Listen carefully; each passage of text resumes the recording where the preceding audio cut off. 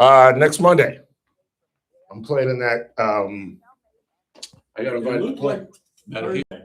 Or it looked like Wednesday, so you might want to look at it and change the day, dude. It's not June 1st? June 1st. You put June 3rd. Oh, Is the date 3rd? Yeah, you put in the 3rd. Because I was like, he's taking a Wednesday off. Why is he taking a Wednesday? No, it's Monday. Yeah, he's voted in Wednesday. It's that, Stephanie Peace, the Hello Delilah people. Yeah. She got me in it. I thought you were in it too, though. What's that? BCC.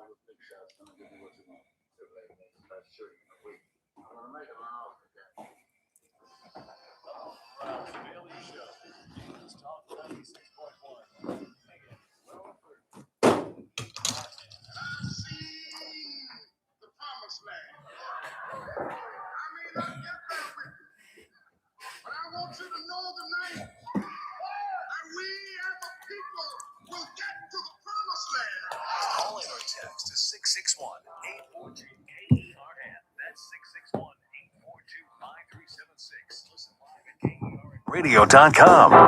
Now, the host you've been waiting all day for. Live from the KERN studio, here's Ralph Bailey. Hi, everybody, and a very pleasant good afternoon to you, wherever you may be, however you may be listening, however you may be viewing. For those subscribing on YouTube, it's the Ralph Bailey Show on a Tuesday.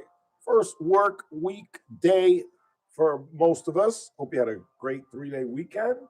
I know I did.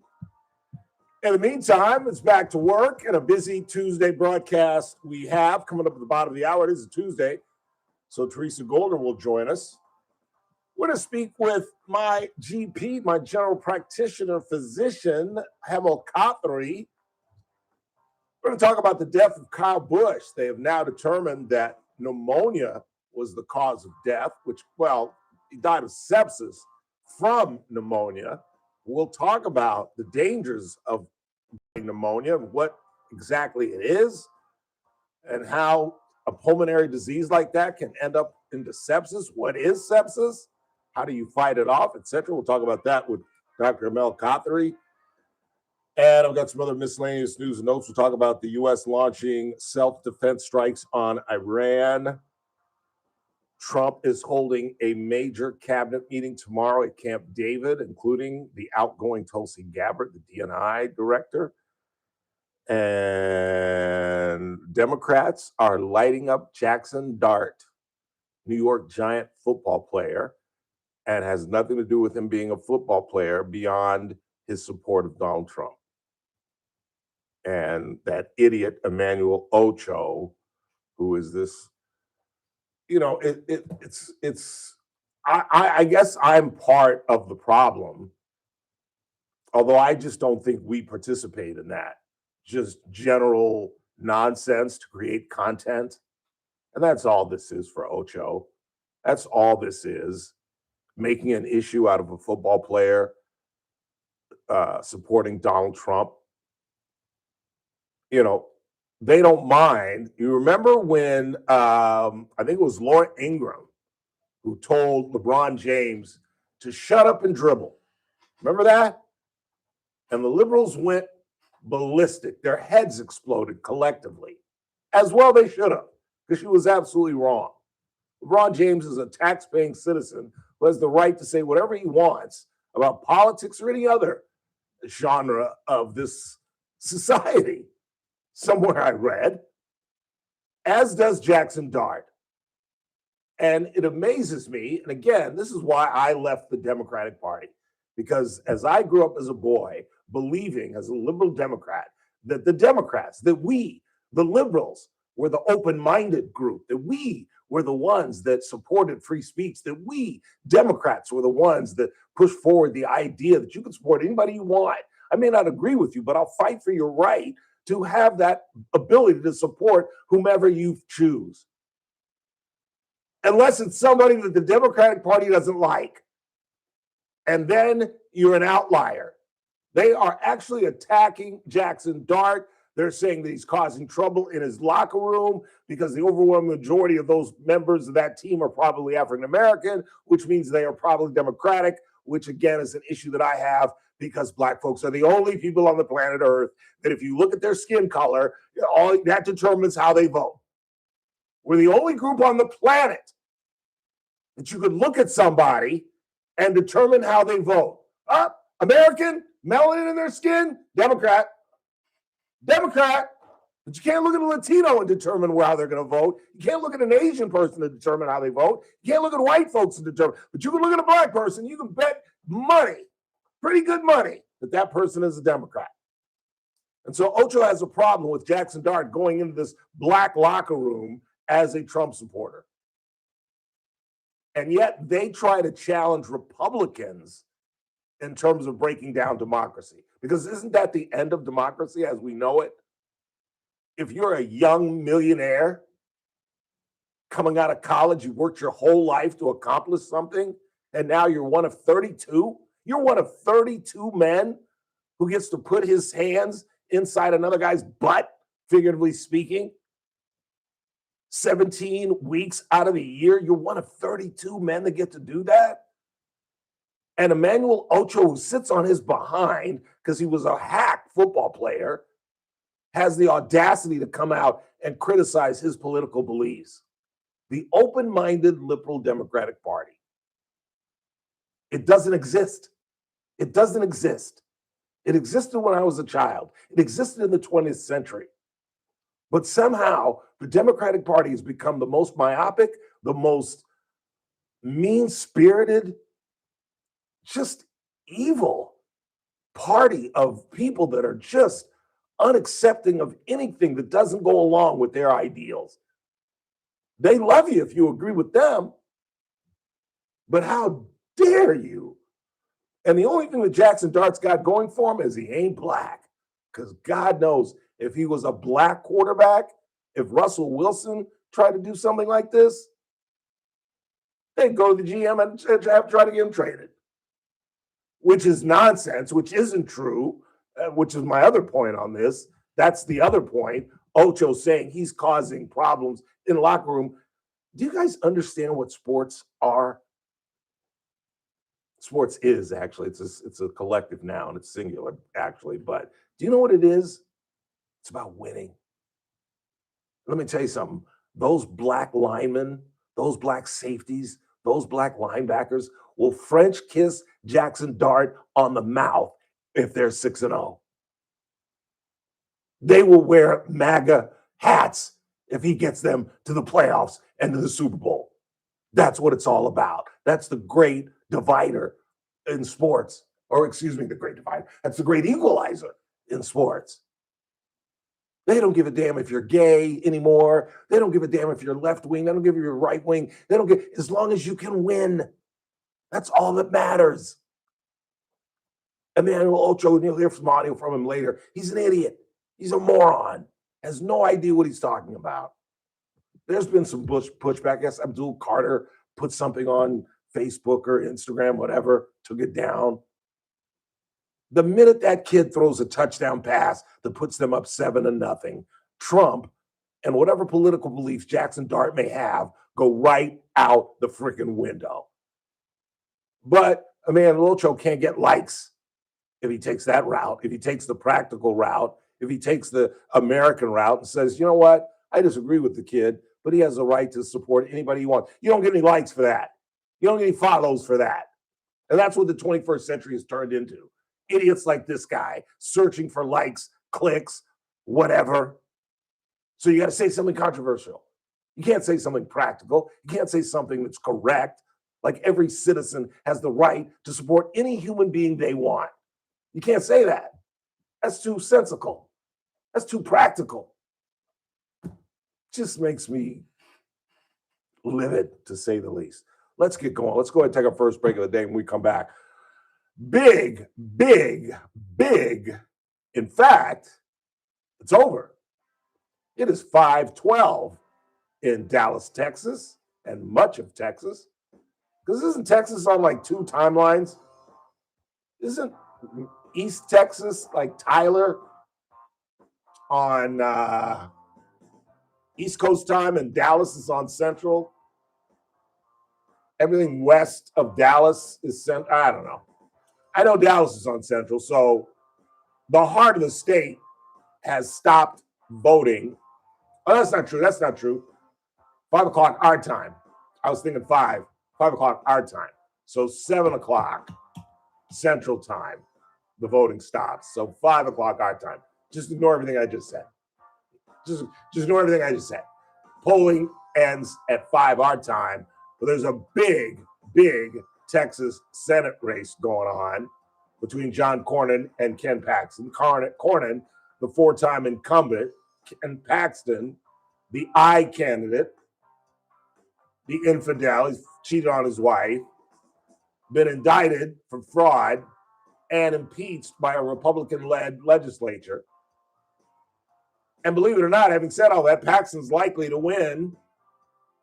But that's where the trouble begins. I'll explain when we come back. The gubernatorial race is making a shift 1 week from Election Day. PG&E is pouring a ton of money to go after Tom Steyer. They want Javier Becerra on that ticket. We'll get into that. And then at the bottom of the hour, Teresa Goldner and hemocoptery on pneumonia and sepsis. What is it? And how did Kyle Busch die from it? That's all coming up on this Tuesday, The Ralph Bailey Show on News Talk 96.1 and AM 1230. And we're streaming live at kernradio.com.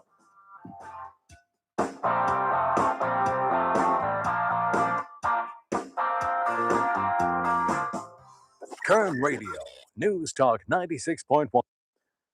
Casey? Yeah. 2026, Bay Alarm celebrates 80 years of security. For the Central Valley, that means local service including burglar and fire alarm systems, 24/7 in-house monitoring, and custom security designed to work with business operations.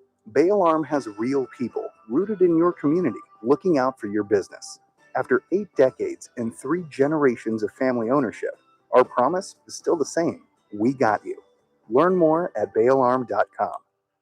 Mr. Bentley came in on Friday, and if you remember, the Friday before that I was gone, and Casey Steakhouse owner-operator Cassie Biddle hosted the broadcast. So she invited Mr. Bentley to come down and have a meal at Casey Steakhouse. He came back and reported to me, and he said, Ralph, I understand why you hang out there. All of the waitresses are gorgeous. I said, well, that's a given, sir.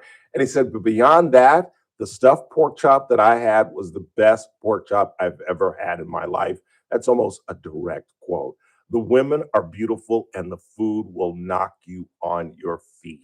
This is a guy who had never been there before, I don't think, and is completely sold on Casey Steakhouse. And again, last year, you guys voted Casey Steakhouse the best steakhouse in town. They're one of the most iconic restaurants in this community. Don't forget about the Stockyard next door. Haley's Pouring Drinks Thursday, Fridays, and Saturday nights. They've got live music on Fridays and Saturdays. And of course, Bobby and Jimmy were providing live music in the main restaurant Tuesday through Saturday. Where would you rather be than at 1915 F Street, Casey Steakhouse, longtime sponsors of the Ralph Bailey Show? This message comes from Viking, committed to exploring the world in comfort. Journey through the heart of Europe on an elegant Viking longship with thoughtful service, destination-focused dining, and cultural enrichment on board and on shore. With small ships that bring travelers closer to the destination, there's more time to explore. And every Viking voyage is all-inclusive, with no children and no casinos. Discover more at Viking.com. If you're struggling to hear conversations, TV, or the people you love, now there's an easier, more affordable solution without spending thousands. Audion Hearing makes high-quality, rechargeable hearing aids starting at just $98 with free shipping and dedicated one-on-one support in the comfort of your own home. No doctor's offices, no pressure. Clearer hearing delivered right to your door. Join over 1 million happy customers hearing life more clearly. Visit audionhearing.com. That's AUDIEN hearing.com. Supervisor Jeff Flores here. I'm proud of what we've accomplished together for Kern County. We've completed over 75 miles of new roads, as well as major road repairs, improving safety and traffic flow. We've opened a new facility on Roberts Lane that has captured 7 million pounds of bulky waste from our streets, completed major upgrades at Samlin Ballpark and Hart Park, where a water splash pad is now under construction. And when you asked for stronger public safety, I listened and took action. We filled more than 200 new deputies and counting. I'm Sheriff Donnie Youngblood. I've watched Jeff prove himself from day one, especially his commitment to public safety. Jeff listens and follows through. Our county is better for it. Please join me in voting for Jeff Flores. I'm proud of the real progress we've made, but there's more work to do. I will continue fighting for a safer, stronger Kern County. I'm Jeff Flores, and I'd be honored to have your vote. Ad paid for by Jeff Flores for Supervisor 2026. Is the volatility of the stock market driving you crazy? Is your retirement account sinking, yet you're getting older and you're starting to worry about, will I have enough for retirement? What about the money in the bank? These banks pay nothing these days. How do we get growth to get to retirement account? It's simple. Move into gold and silver. Want to know how to do it? Listen to my show, Striking Gold, with me, Kenny Michaels. Hey folks, Scott Cox here, host of the... Listening to the Ralph Bailey Show right here on Newstalk 96.1 and AM 1230 KERN.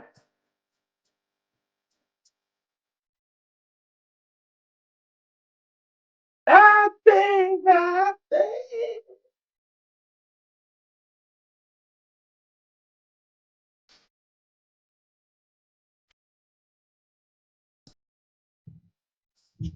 wonder if she's ever going to make a comeback.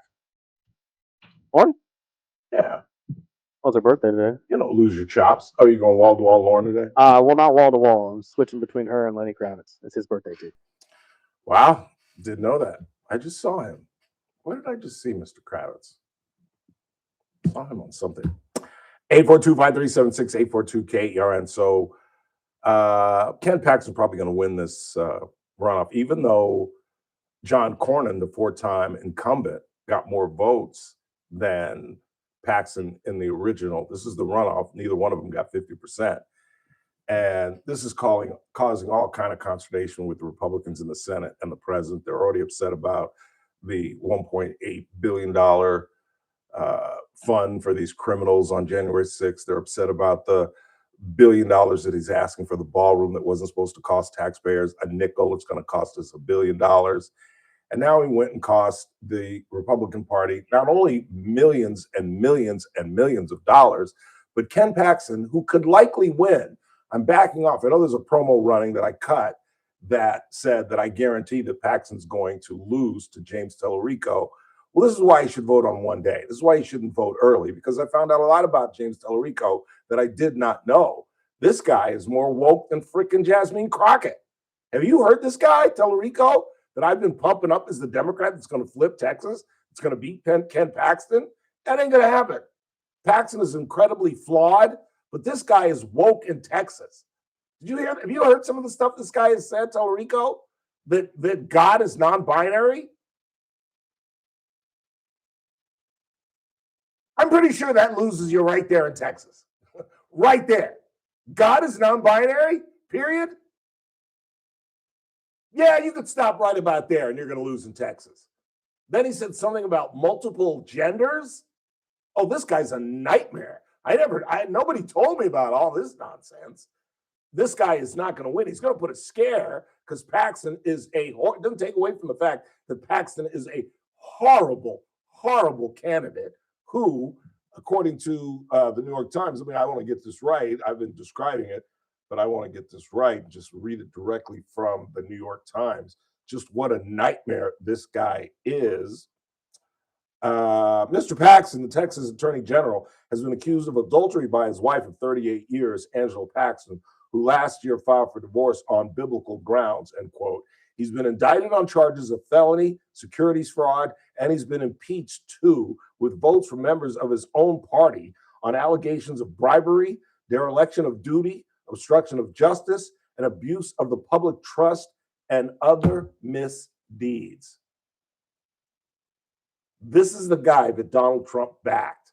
And this is the guy that's going to cost us millions of dollars because on the down ballot, Ken Paxton's not going to draw the attention that John Cornyn is. And to beat Tellerico, who, despite his wokeness, is going to be a tough out. Don't get me wrong. He's still going to be a tough out. There is some enthusiasm within the Democratic Party in Texas. I told you about that congressional district where Trump won by 17 points. 17 points down there near Uvalde. And a Democrat went in there and won by 14, switched it by 31 points. This thing's going to be a tough, tough battle of two inept candidates. And all the president had to do was support John Cornyn. The party doesn't have to spend tens of millions of dollars. They don't lose a lot of down ballots. And the money that they're going to spend in Texas is money that they're not spending in North Carolina. There's money they're not going to spend in Maine. They're not going to spend in Iowa. They're not going to spend on others. So while we might win in Texas, we might screw around and end up losing the Senate because of the money we're going to spend on the I candidate, the guy that's been indicted, the guy who cheated on his wife, and the guy who has been impeached by a Republican-led legislature. He is a nightmare of a candidate, and only through a nightmare of a candidate could a Democrat in Texas have a remote chance of winning. They have not put a Democrat in the damn Senate since the 90s. Since the 90s. And now you've got this flawed, baggaged, beleaguered candidate who's going to win tonight, unless there may be a blowback. There may be a Cornyn upset. I wouldn't bet on it. It's the best thing for the party, but I wouldn't bet on it. But it was interesting to find this stuff out about Tellerico. This nonsense about God being non-binary and multiple genders, and maybe the vegan thing does play a factor in this thing. I'm not sure.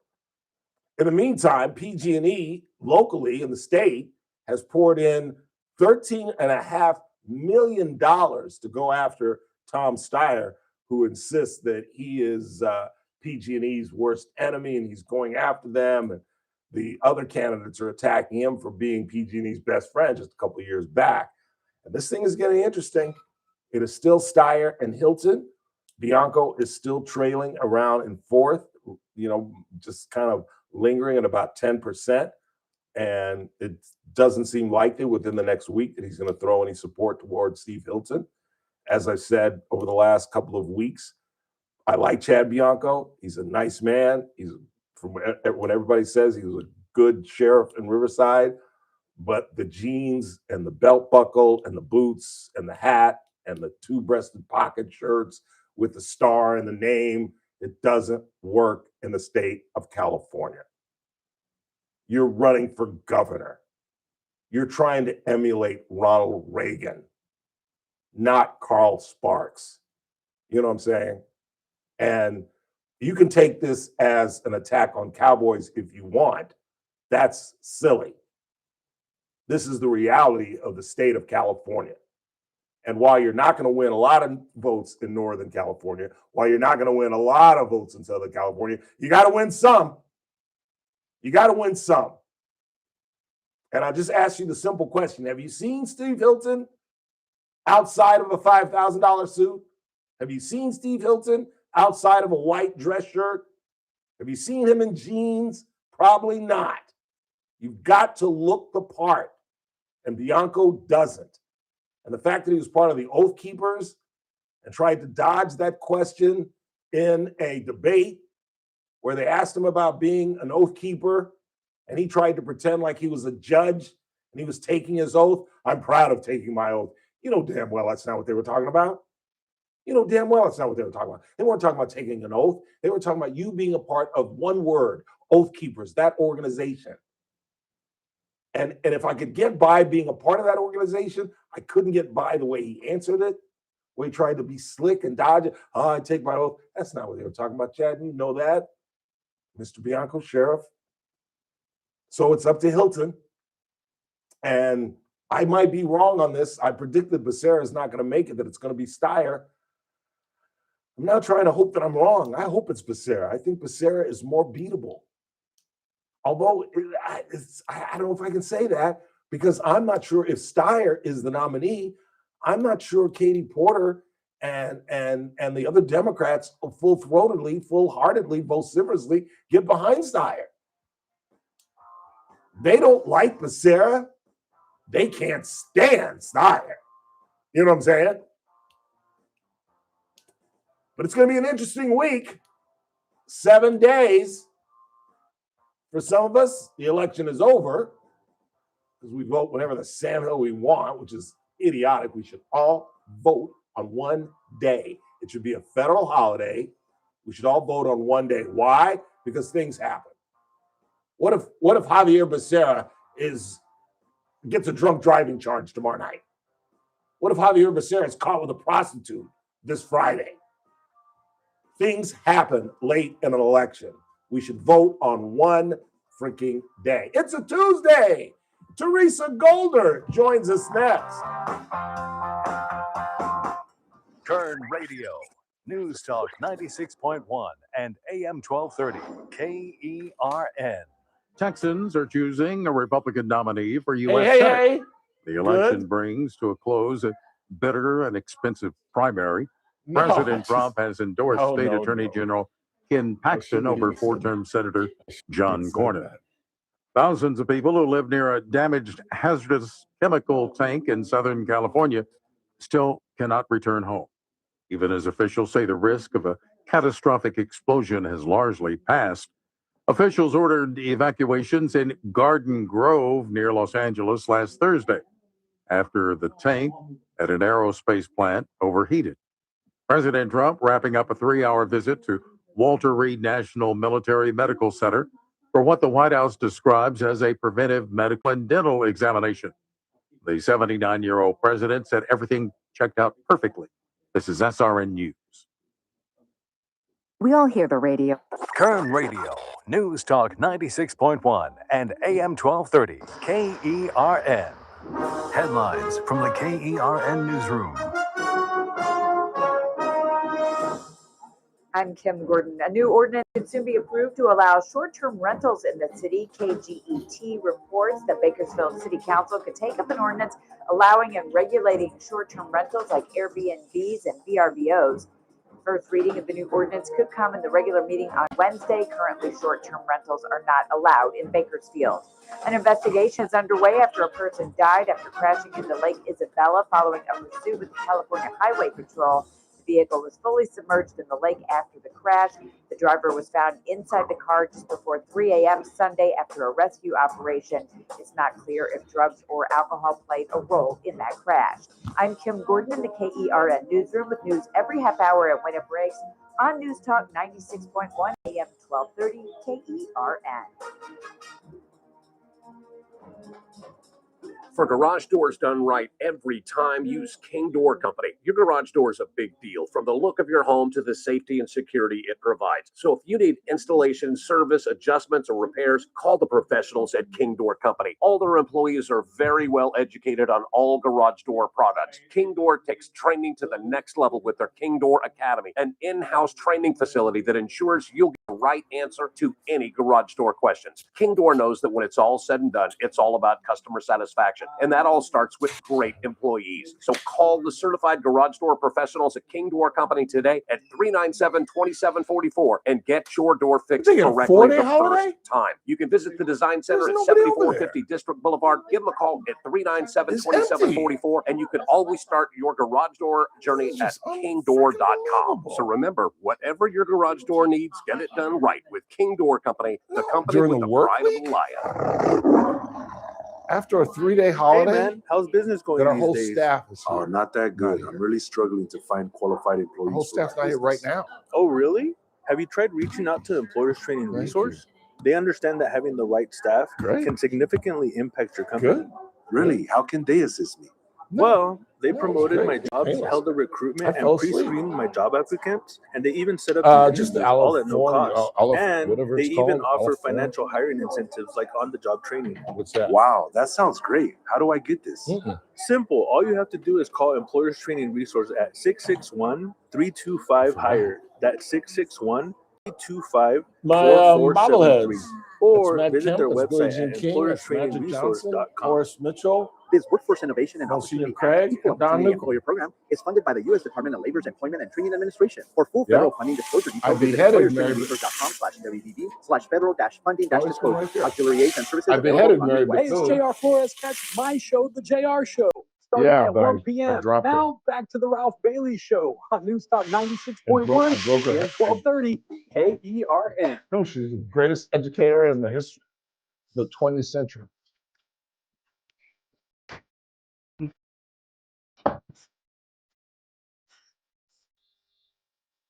It's not a good thing.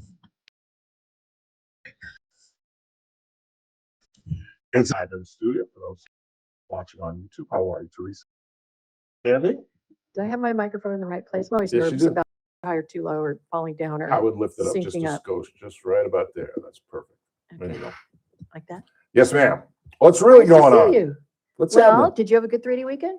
I did. I did. Did you stay in town or did you go out of town? I stayed in town, played a little golf, went Golf? to dinner. Golf? Where did you play golf? Sundale Country Club. With your buds? Mark Swaim and the boys, yes. Oh, I keep thinking that I'm going to call him and tell him to come, ask him to come and please pick up the peacock. But Oh, that's right. I don't have the heart to do it, Ralph. They're down to, but the two main ones, the boy and the girl that we had originally, I think they've gone next door to the guy's house next door. And I think they're living in his backyard right now. He has like a couple acres in the back.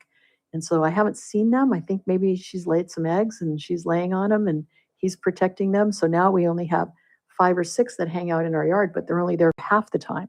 So I think they've kind of moved into the neighbor's yard. And so I really don't, they only come visit every now and then. And that's better because there's not as much peacock poop. So I haven't I called don't know Mark how you yet. do it. So Mark, if you're listening, He is please probably be ready, listening. willing, and able to get him. But I just haven't been able to pull the trigger and say goodbye, even though every day my husband says, "Have you called Mark Swain yet?" I will see him Saturday and or Sunday. So I will definitely remind Oh, him thank you. to And did you run into any squirrels on the golf course? no, but I did have one of the best omelets I've ever had because Mark has 11 chickens. Wow. And he wow. gives we have like a group of about 12 to 16 guys that play. It's like 3 or 4 different groups that go off. And guys come with empty egg cartons. No kidding. And he fills them up for them because his chickens get he's got like 9 or 10, almost a dozen. Oh my and it gets gosh. like 9 or 10 eggs a day. Are they great? They were, I'm telling you, as crazy as it sounds, and maybe this is just in my head, but it was the best omelet. I had just a little bit of chicken and slices of avocado and something else. Yum, yum, though. And tomatoes. Ooh, And you it made was it the yourself. best omelet I've had in forever. That's impressive. It really was. You It know, really was.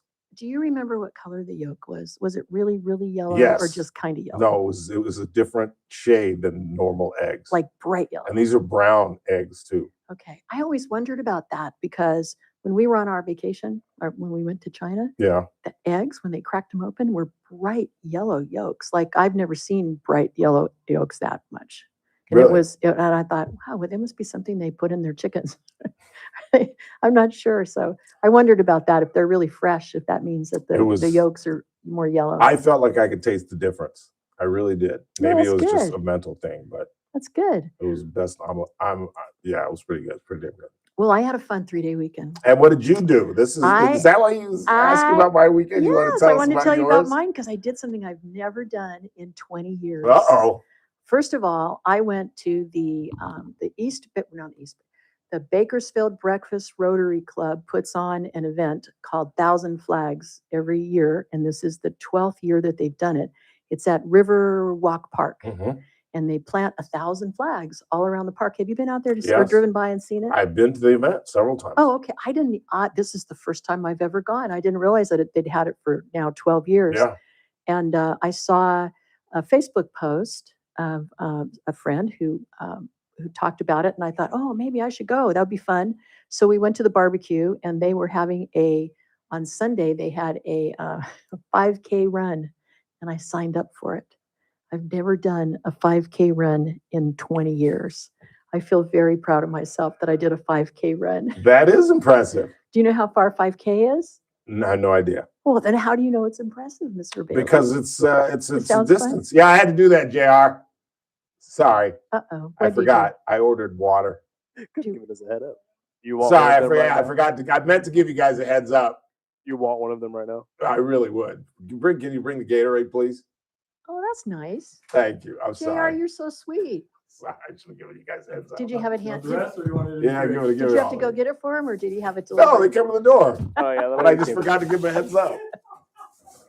Anyway, I'm gout ridden. I'm sorry. that's okay. I signed myself and my husband up for a 5K run, and we did it. And you it was ran fun. the whole way. I did not run the whole way. I would say I ran about maybe 2.5 miles, and I So had to walk. I walked for almost the last part, but then I stopped for a little while, and I walked with this really nice woman. We walked a little bit together, and then at the end, this young woman was pushing a baby in one of those jogging strollers. Yeah. And I said, "Damn it! I am not going to be beat by someone in a baby with a baby stroller." Well, it's probably So I had to run really fast. She probably had 25 years on you as well. I'm sure that played a role in it. I don't know, but I ran as fast as I could to get around her. So I came in ahead of the baby stroller, and I was very proud of myself. How long is 5K? What is that in miles? 5K is 3.1 miles. Okay. And That's it not bad. was actually really fun. And I wanted to tell you, when I went to go pick up my race packets on Friday night, Saturday afternoon, I met someone who is a loyal listener of the Ralph Bailey Show. And I told her that I would give her a shout out today, if that's okay with you. No, can't do it. Can't do it. I'm joking, Teresa. Her name Why do you say it with such surprise? All my regulars, when they're approached, they're like shocked that people actually listen to the broadcast. No, I wasn't shocked at all. I was excited. She What's her said- name? Her name is Sylvia Esparza. And her Sylvia. Hi, Sylvia. Sylvia's great. Hi, Sylvia. If Say you're hi to watching- Sylvia, Chris. She said, hello, Sylvia. Hi, Sylvia. She said she watches all the time and listens all the time. Yeah. And her husband is Art Esparza, and he is an assistant basketball coach. I was going to say that name's so familiar to me. Great guy, Where is assistant he? coach for the West High School girls basketball team. Oh, good for him. And I met both of them, and now he said he's going to start listening too. So Outstanding. there you go. So isn't Well, that hi, fun? Art and Sylvia. Thanks for listening. Appreciate that. And thanks for what you do for the community. It's outstanding. He's a great guy. He might make a good guest one day if He he's willing to absolutely come in would. and talk about it. We did have a nice conversation though about what it's like to teach or to coach high school girls basketball. I Yeah. used to play basketball, and I guess things have changed a lot since I played basketball. It's a lot rougher now. Oh, yeah. Girls get in fights and things like that. Did you know that? Well, I mean, sports. Everybody gets in fights in sports. I'm talking about Yes, fights. everybody gets physical. You didn't play sports as a kid? I did play sports, but I didn't fight anybody. I didn't Really? knock anybody in the head or anything like that. Did you do that? Well, yes, that happens. Off the field? Well, no, it happens within the nature of the game. It gets physical and people take exception and boop, boop, boop, boop, boop. Yeah. I was in, what? It's like I've tried to take a swing at somebody during a game. Yeah, I was in. Have you done that, Chris? Oh, yeah. I was in. Off the field? Oh, yeah. We were in four. Wow, I I'm was shocked. in 4 different fights as an athlete.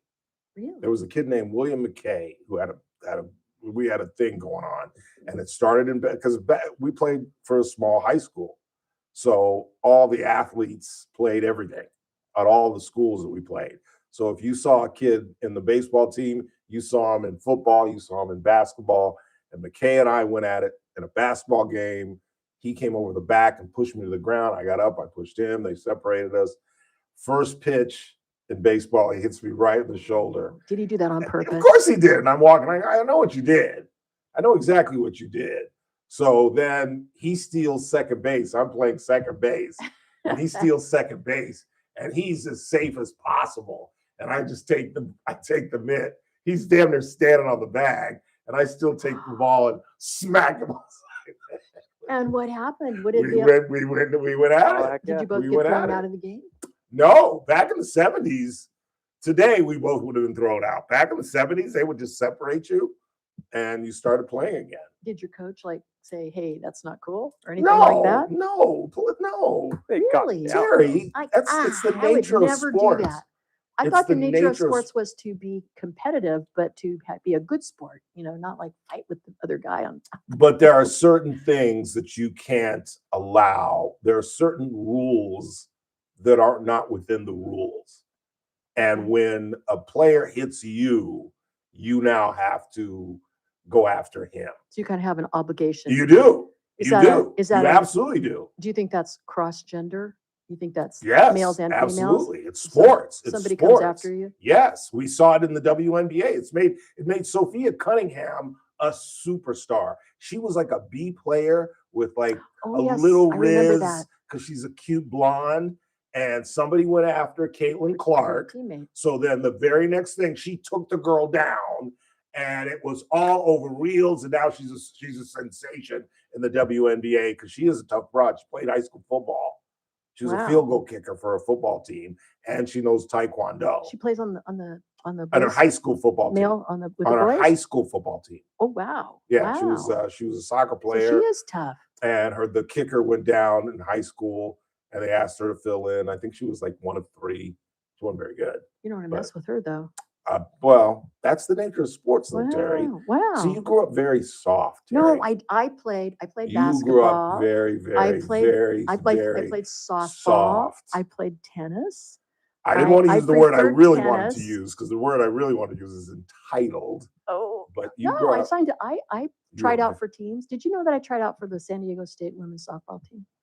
I did not know that. And I didn't even get on. What does that have to do with you growing up soft? Well, I thought I was a good softball player. Are you not going to admit that you grew up soft?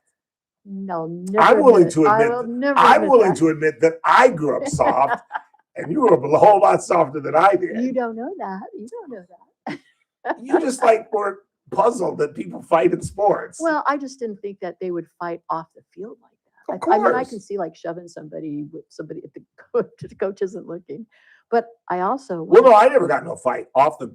Chris, you got in fights off the field? Oh no, well, okay, no, I'm more saying like during the game. Like during the game, yeah. There have been situations where I've had to step up for myself and come to blows with somebody. Because if you don't, they will continue. Yeah. It's like the Milk Money. It's like the Milk Money episode with Opie. It's the hardest thing to teach a child, but that you have to teach your children, particularly your boys, that every now and again you got to take an ass whooping. Okay. Every now and again you take an ass whooping. You got to stand up. I get that. And fight. And if you lose, that's just the way it is. But you still have to stand up. I almost got in a fight with somebody in 6th grade. You've heard my waiter story, have you not? No. Where the gay bus boy beat the crap out of me? No. Yes, you have, No, Terry. I haven't. Yes, you have. You laughed at it. Somebody asked me about it. That must have been I was a guess. waiter at the Cajun Sugar Shack in Inglewood, California, 1985. And one of the women came up to me and she said, "I don't mean to get in your business, but the bus boy is stealing your tips." And I said, "Thank you very much." And so I waited and I watched him. He was about 6 feet tall, big, goofy, built like a piece of chewing gum, gay as can be. But he was a big kid. He was about 6 feet, 220. How do you know he was gay? Was he a Terry, believe me, he was gay. He was gay. I'm just here to provide color commentary on your story. We don't need any color commentary. We need to get to the end of this because they've heard it 1,000 times. I'm only telling you. And so I told him, "You're stealing my tips, and at the end of the shift, I'm going to beat your ass. Nobody steals from me." And so I had on my favorite black polo, and we went out in the back alley, and I said, "Let's go." And he started windmilling like a girl and caught me on the nose. And caught me off guard and then kicked me again and got me on the ground and laid on top of me and beat the crap out of me. Holy cow. And they finally pulled him off and my short was turned. I had a bloody lip. I had a black eye. And I said, "Yeah, but I bet you want to take my tips. Bet you want to take my tips again." And you know what? He never took my tips again because as Ralph Bailey Sr. taught me, every now and again you got to take ass with him. That's life. Very good. And Your he never- dad was he right. Your never dad was took- smart. He never took, because most people, now I don't know if this is true in the 21st century, because I know some guys that enjoy fighting, but most people don't want to fight. You know what I mean? And if it really comes down to it, am I going to steal this guy's tips and have to go in the alley and fight him again? Probably steal it. But now today, no, guys like to get drunk and go looking for fights. Did you get in trouble for that fight? Or No. did he get in trouble for that fight? No. It was just, that's was it, something boys. private. You It know, was something private we did in the alley. wow. I almost got in a fight in 6th grade at Millie Muncie Elementary School here in Bakersfield. I did. I remember it. This girl who I am friends with today. Terry, see. 6th grade. I'm friends with her. I know. That's what I'm saying. You're like proving to everybody just how soft you are by alluding to a 6th grade encounter. It was the time when I almost got in a fight. Like she said something to me like, Terry, you don't know how to talk right, or something like that. And I got really mad. I remember I stood up and went, I'll meet you outside behind the building after school. By the tetherball courts. Kind of. Let's go. And the teacher came up and grabbed me by the arm and took me to the principal's office because I threatened her. Your first charge. I really wanted to beat her up, but I didn't really get the chance. Your first And charge. I have remembered that to this day. And then I saw her again at the 50th high school reunion, and we're friends. It's all good. And I talked to her about it. She didn't even remember. If you guys were I holding on to remember something the whole in 6th thing. grade. That's the corniest story I've ever heard in my life. The absolute corniest story I've ever heard. It bothered And me we the whole time. were friends 40 years later. 50 years later. There's a shock. Like, you think she really remembers that, Terry? I doubt it very seriously. Speaking of 50-year reunions, Yes. someone that I saw after 50 years at the 50-year reunion, who I am now friends with, who was a guest when you let me do your show one time, Jeff Doyle. I don't know if you remember the baseball player. He is an assistant coach for the Palomar College baseball team, and they're called the Comets. And this weekend, they were in the state championship for JUCO, for junior college baseball. Really? And it was really exciting. I watched their games. You can watch their games online. I watched the games. They made it all the way to the very last game, but they lost. They came in 2nd place. But it was really fun to watch it. I have not watched a junior college baseball game all the way through before. And in this particular instance, I watched 3 of them. And those guys are good. I mean, those junior college baseball players, have you watched a junior college Yes, ma'am. game? Yes, I They're have. good. I'm Yes, they are. surprised how good they were. Yes, they are. You're They're very laughing. You don't think they're that good? No, they are. They're very, very talented ball players. I was really impressed. Yes. Anyway, that was part of my 3-day weekend. Anything legal we're talking about today? Yeah, I thought we should. So We've got 10 minutes, I 8 looked minutes. at kind of the 3 top legal things that have happened today, and I wanted to talk a little bit about them. And one of them goes back to redistricting, which you and I keep saying that we're going to talk about. But there was an order today that came down from an appeals court in Alabama. Yeah, what did you think about that? Well, in that particular case, they blocked Alabama from using a new Republican map that would have limited a Black majority district to only 1 instead of 2, which is what they had before. And this 3-judge federal court panel from I can't remember what circuit it was, but they came back and said, nope, this was intentional race discrimination, and you cannot use that map. You've got to go back and use the map that was in place before. You can't use that map. So I'm telling you, Section 2 of the Voting Rights Act is still intact. It still works. Thank you, Jesus. It worked in that case. It has worked in that case. Now, I know that according to the news reports that I read this morning after the decision was issued, that the Alabama Attorney General, of course, is expected to do an automatic emergency appeal to the United States Supreme Court. Which will side against it. I don't know. We'll see. Well, that'll be interesting to see how they dissect it, because it looks to me like that 3-judge panel really took into account that Louisiana versus Calais case that came down, the one that you don't like and that we talked about. And it looks like they applied it in the way that they thought they should.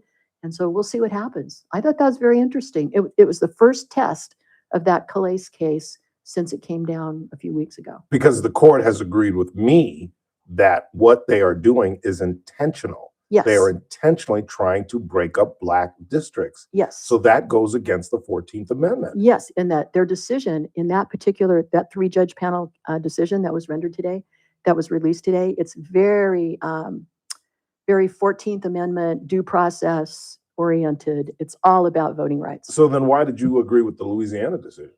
Well, because they talked about how you can still, with the way that the Supreme Court came down on it, they said, look, you can, Section 2 is still alive. It's just very much narrowed, but you have to show intentional race discrimination, and you can't look backwards. You have to look forward, and basically you have to prove it. And in this particular case, this 3-judge panel said, well, we think that that map proves it.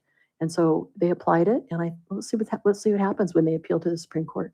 I hope that ruling stays in place. I do that would too. be a good thing. Because we need at least 2 congressional representatives for a state that has 25% black people. Yeah, it's true. It's true. And Louisiana has 33% black people, and they're going to be down to like 1 congressional representative for the state. And my ultimate question is, how do you fix that? I think they're going to have to come. Well, the Supreme Court kind of laid out a roadmap in the Calais versus Louisiana case, and they said you have to come in with a map that shows it. You have to come in with the numbers that show it, so we can come to the conclusion that there was intentional racial discrimination, not just trying to correct what happened in the past, but moving forward, that the population and the numbers and the communities are such that there's no way that they can elect somebody that they want to elect. And so you'd have to be more, it has to be more objective, I think, rather than subjective. And that's the whole problem with gerrymandering, because it's the same thing with race and party. And that was where there are states that have almost 50% Republican representation numbers. You have states with 45% Republicans and no representation. Literally no representatives. Look at us, California. We've got, you and I could run for any state office and win about 45% of the vote and not have a chance of winning. And what do we have? In a 39 million populous state? What, 5, 6 Republican Congress members? That's crazy. It is crazy. It really is crazy. But we'll see what happens. We just got to see how it's being applied. And so far, right now, it looks like it's been applied the proper way. At least the first test case that came down today. And then what else did I want to talk about? Oh, let's see, another one today. Supreme Court denied Meta, which is Facebook, which is Instagram.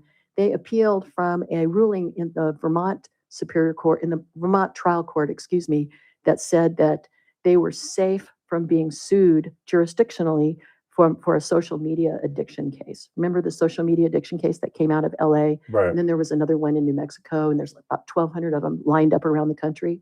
Well, this is one of the ones that's lined up, and it's in Vermont. And they had filed a motion to say that the court did not have jurisdiction to consider this. And the court said, no, yes, you do. Absolutely, you do. And so they appealed all the way to the Supreme Court, and Supreme Court said, the case goes forward. Sorry, Meta. Sorry, Instagram. Goes to trial now. And so that's just another one of the dice that's rolling on all of these cases. And so this one's moving forward too. I thought that was a pretty interesting ruling that came down. And then the last thing that came down today was the Supreme Court issued a ruling that supported the Trump administration telling thousands of immigration judges around the country that they have to get permission from the Department of Justice before they give any speeches that relate to their duties as immigration judges, which is really interesting because you've got the right of First Amendment right to free speech versus immigration judges are treated differently than other federal court judges because they are hired by the Department of Justice and they are considered employees of the Department of Justice. And so they're subject to those employee rules. They're not like any other judges who are more truly independent, I think. And so in this particular instance, as a result of that, the Supreme Court is basically allowing the Trump administration's order saying, hey, immigration judges, if you want to go speak publicly about any of your duties, you got to have your speech cleared by us first. It's pretty amazing when you think about it. That is amazing. So those are the 3 big things that I thought were really interesting from a legal perspective today. We got about a minute left. What is the fund that the president has created, the almost $2 billion fund for people that were wrongly prosecuted, his anti-weaponization bill? Is this constitutional? Well, we're going to find out because right after it was, remember that last time we talked? Mhm. I think it was the same day or maybe the next day, there's already been lawsuits filed on it. Yeah, but stop my it. guys tell me, I've got two guys that I go to in LA. One works for the U.S. Attorney's Office, one's a private practice. He told me they both said in different conversations separately, they don't think the two police officers have standing. That's what it's going to be about. I don't know. They're claiming that they have standing because they're taxpayers. And as taxpayers, a lot of people can get by getting standing. In this case, it might be a little more difficult because in federal court, you have to show that it affects you personally. Exactly. Not That's just, what they both said. Not just That it'll be as summarily tossed out because none of them can show harm. Right. Because otherwise, anybody could sue the federal government for anything. And then there'd be zillions and zillions of cases because everybody would sue over everything. So standing is a really big part of it. You got to show that you got some skin in the game to show that you have standing. What's your take on that fund? Well, like I said last time, I know that the Department of Justice in its budget every year has a fund to settle cases. Whether it's always been 1.8 billion with a B. You know what I'm talking about, Terry. I'm talking about January 6th. Should they get money? People that attack the Capitol, people that attack Capitol Police. I think my cousin, should they get money? I think it depends on each individual case. It depends on the facts of each individual case. You're wrong. They should not get money. They were rioters and urban terrorists. Teresa Goldner, everybody. Quick time out. Dr. Hamel Kathri joins us next. Nope, you couldn't be more wrong. Nope, they're thugs, anti-terror. Anybody that went into that Capitol is a thug. You should get trespassing at minimum. Kern Radio, AM 1230, KERN, 96.1 FM, K241CI, Bakersfield, an American General Media station. News this hour from Town Hall. I'm John Scott. In Texas, the polls If you will be open entered the until Capitol 7 Central. illegally, your Texans ass should be choose tossed their in jail. Republican Senate choice for the general election.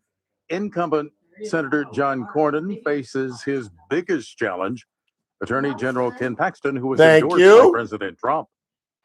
A Republican redistricting effort in South Carolina has failed. South Carolina's Senate has rejected President Donald Trump's push to redraw the state's congressional districts in hopes that Republicans could get an extra seat in the U.S. House on Capitol Hill. The South Carolina House passed the measure a week ago, but the state senators were more skeptical of the effort, worrying that the move Terry. could See you next backfire week. and get an extra Democrat elected. Some state senators also worried that holding yet another primary in August using the new congressional maps would present logistical problems.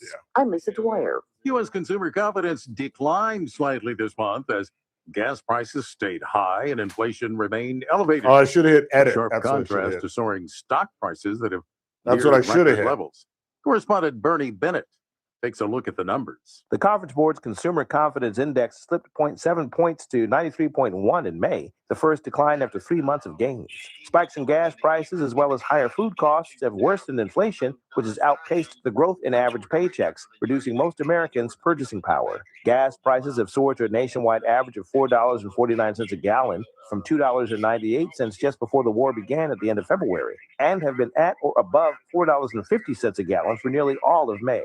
Bernie Bennett, Washington. On Wall Street today, stocks finishing mixed. The Dow was off 118 points. The Nasdaq charged ahead 312. The S&P gained 45. More at townhall.com.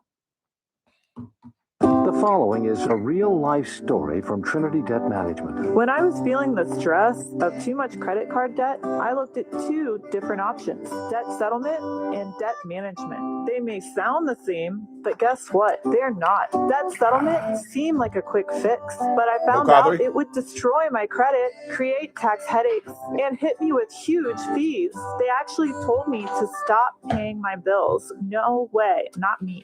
Then I turned to a debt management plan developed by the team at Trinity. They worked with my creditors, lowered my payments, reduced my interest, saved me thousands, and paid off my debt. And Trinity is a Christian company, which is important to me. If credit card debt has you down, call Trinity at 1-800-990-6976. My name is Heather. Please forget debt settlement and remember Trinity Debt Management. 1-800-990-6976.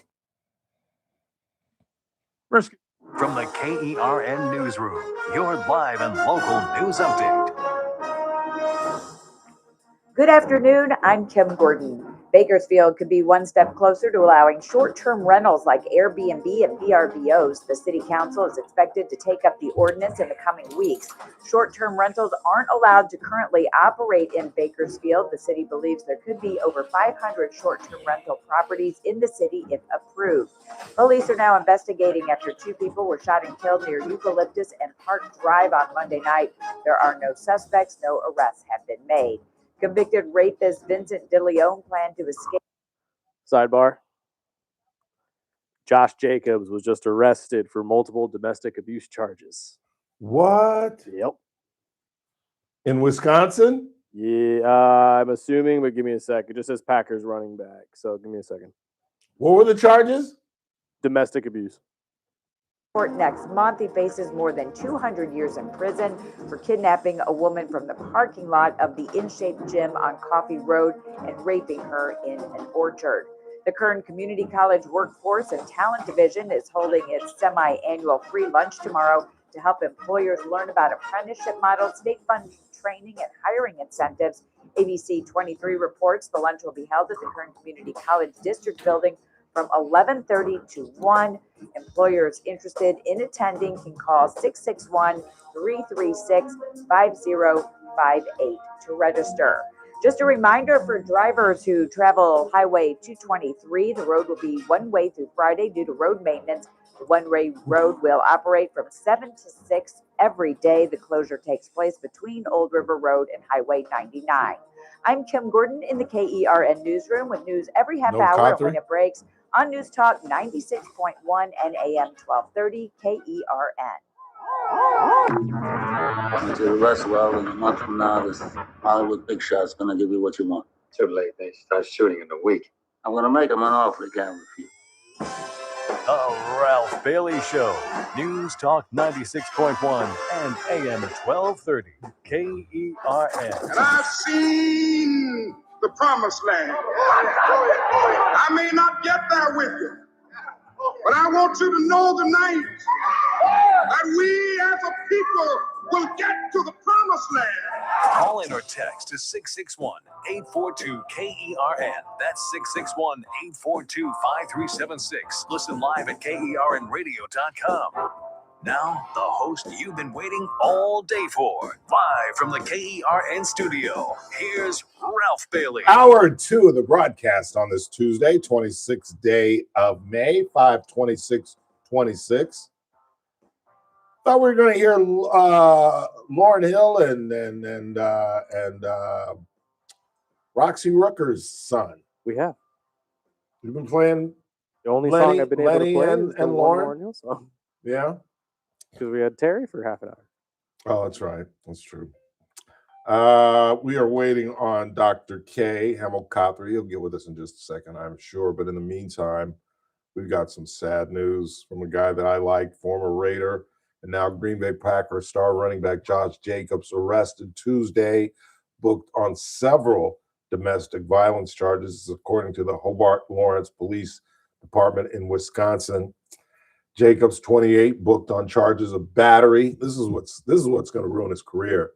It's not just one incident, but he's been booked on charges of battery, domestic abuse, criminal damage to property, domestic abuse, disorderly conduct, domestic abuse, strangulation, and suffocation, and intimidation of a victim. Yeah, that'll about do it for his career. In the meantime, Dr. Hamel-Cothry joins us. Appreciate Dr. K. Appreciate you coming on the program. How are you, sir? I am doing really well, Ralph. How are you? I'm outstanding. My head is healing. Thank you for the referral. Went to Bakersfield Dermatology and Skin Cancer, and it was such a pleasant situation. It was a 40-minute procedure. I literally fell asleep during the procedure. Good. Yeah. I went back Friday. They took out my stitches, and it's mending fairly well. You can go on YouTube and check it out. It's really happy about it. Appreciate the referral. Of course. Wanted to talk about Kyle Busch and pneumonia and sepsis. first, let's start with pneumonia. Everyone assumes they know what pneumonia is, but what exactly is it? So pneumonia is any kind of a foreign organism in your lung. So you can get bronchitis, which is in your lungs, which is a foreign object as well. I get it every year. Well, what happens though with pneumonia is it consolidates. So it becomes more of a solid in there. Bronchitis is just kind of loose. Pneumonia is more formed. So when you look at an x-ray and you look for bronchitis, you'll see streaking across the lungs. For pneumonia, it'll be a whiteout. It'll cover a bigger area of your lung. I remember looking at my x-ray when I had valley fever. And you're right, it's a cloudy look, right? Correct. Yeah. And so how does one get sepsis from pneumonia? Typically what happens is there's blood vessels that supply the lungs. So as this organism continues to grow, it can erode the surface of the lung and enter a blood vessel. Once it enters the blood vessel, it can now go anywhere it wants to go. And sepsis, typically, what it is this bacteria, or typically bacteria is what will really get you. It gets into the bloodstream and then travels your blood and causes havoc to all of your organisms. Yeah, I always thought it was connected for some reason. I didn't know it was associated. I thought it was strictly associated with the explosion of your appendix, and that the germs inside the appendix get in your blood system and you're basically poisoned to death. But sepsis can happen by any form. From any organ. That's crazy. How did a guy who had as much medical attention as Kyle Busch, a NASCAR star, who complained that he had some kind of sinus problem, did they miss something? You'd like to think they didn't, but what can happen is when you have a sinus infection that's not treated properly, it can get down further in your airways, cause a bronchitis, then become a pneumonia, and then it travels in the blood. Now, sometimes these things move pretty rapidly. Yeah. So if you have an organism that's, what we call virulent, it will move pretty quick. Yeah. It multiplies quickly, and it just keeps spreading quickly. 41 years of age.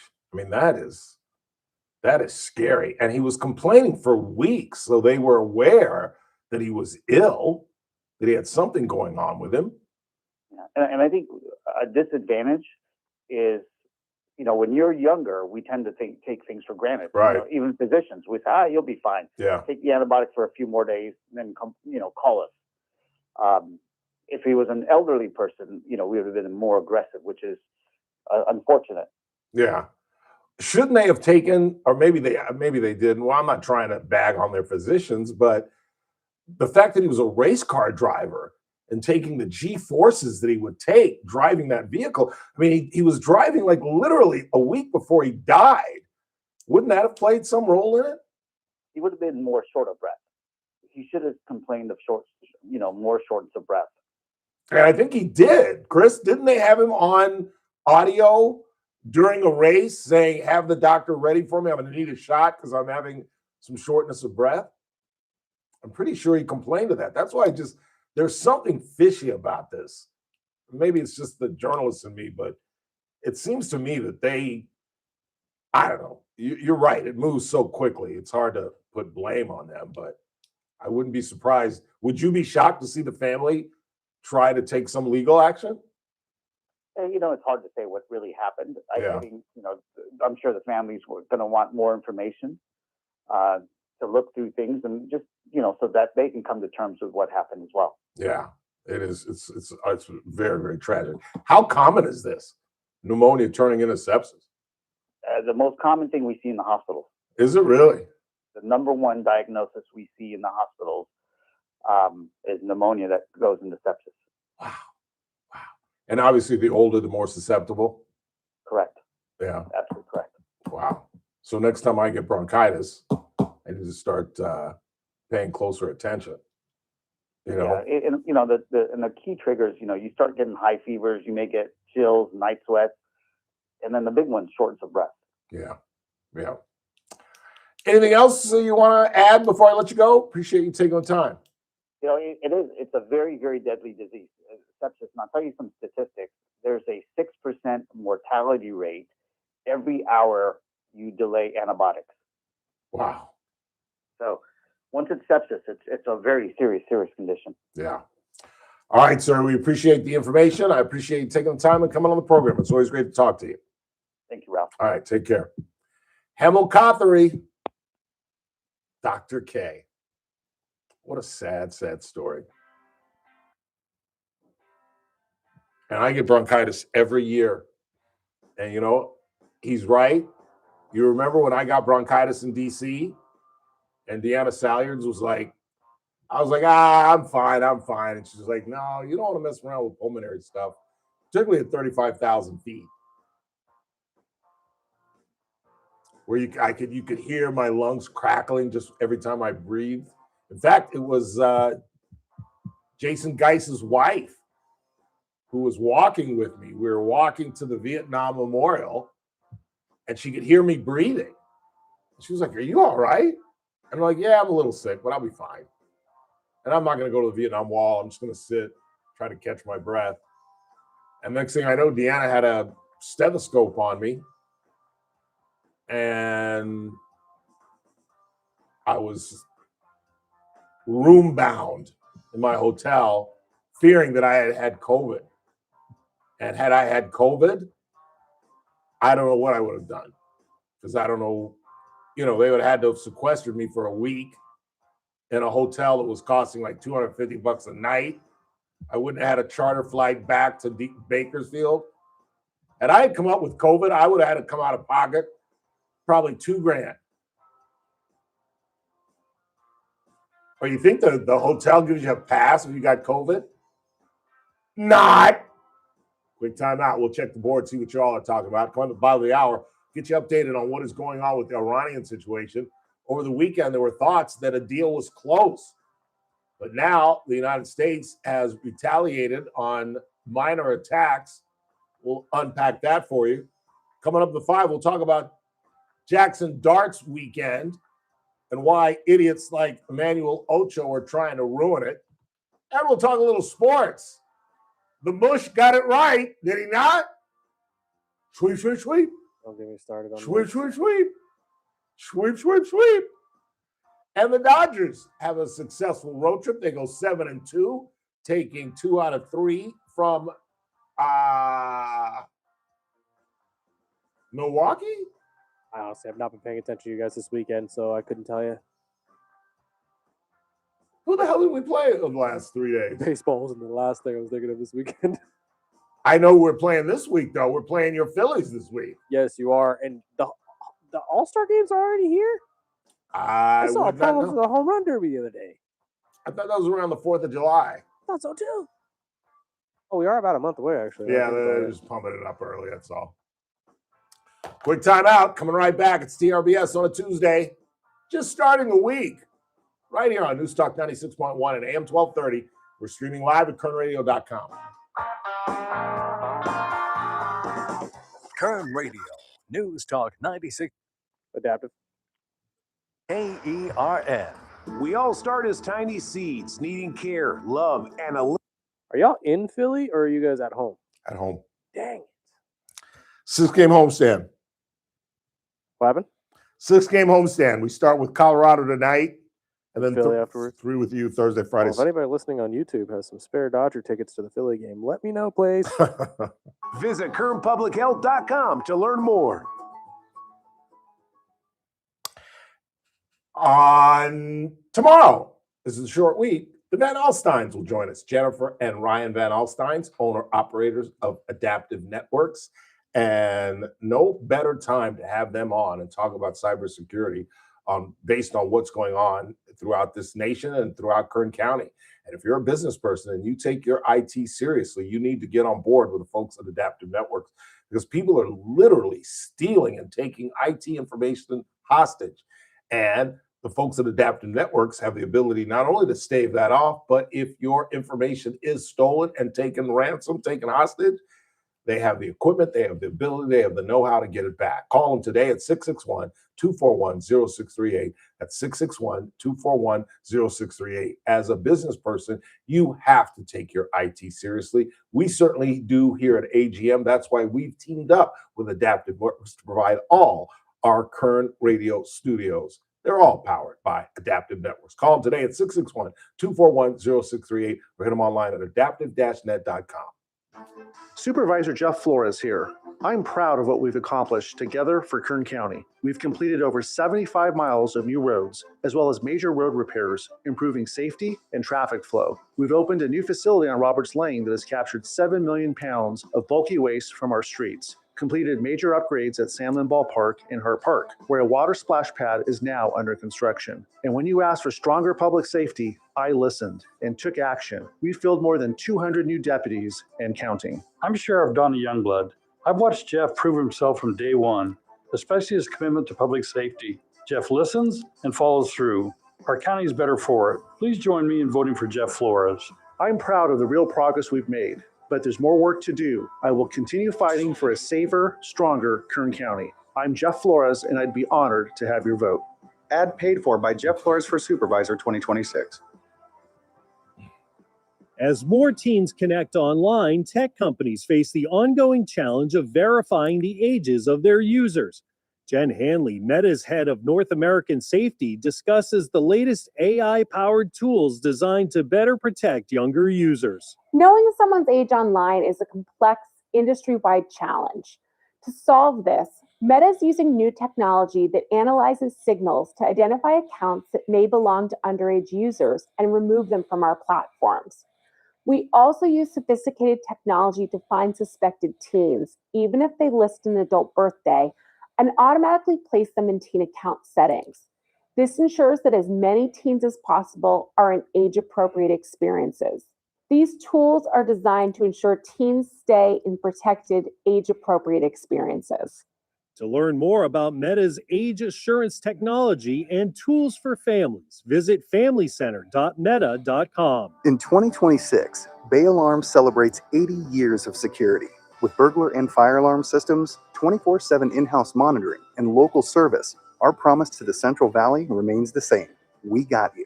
Learn more at bayalarm.com. Hey, it's JR Flores. Catch my show, The JR Show, starting at 1 p.m. Now back to the Ralph Bailey Show on News Talk 96.1 and AM 1230 KERN.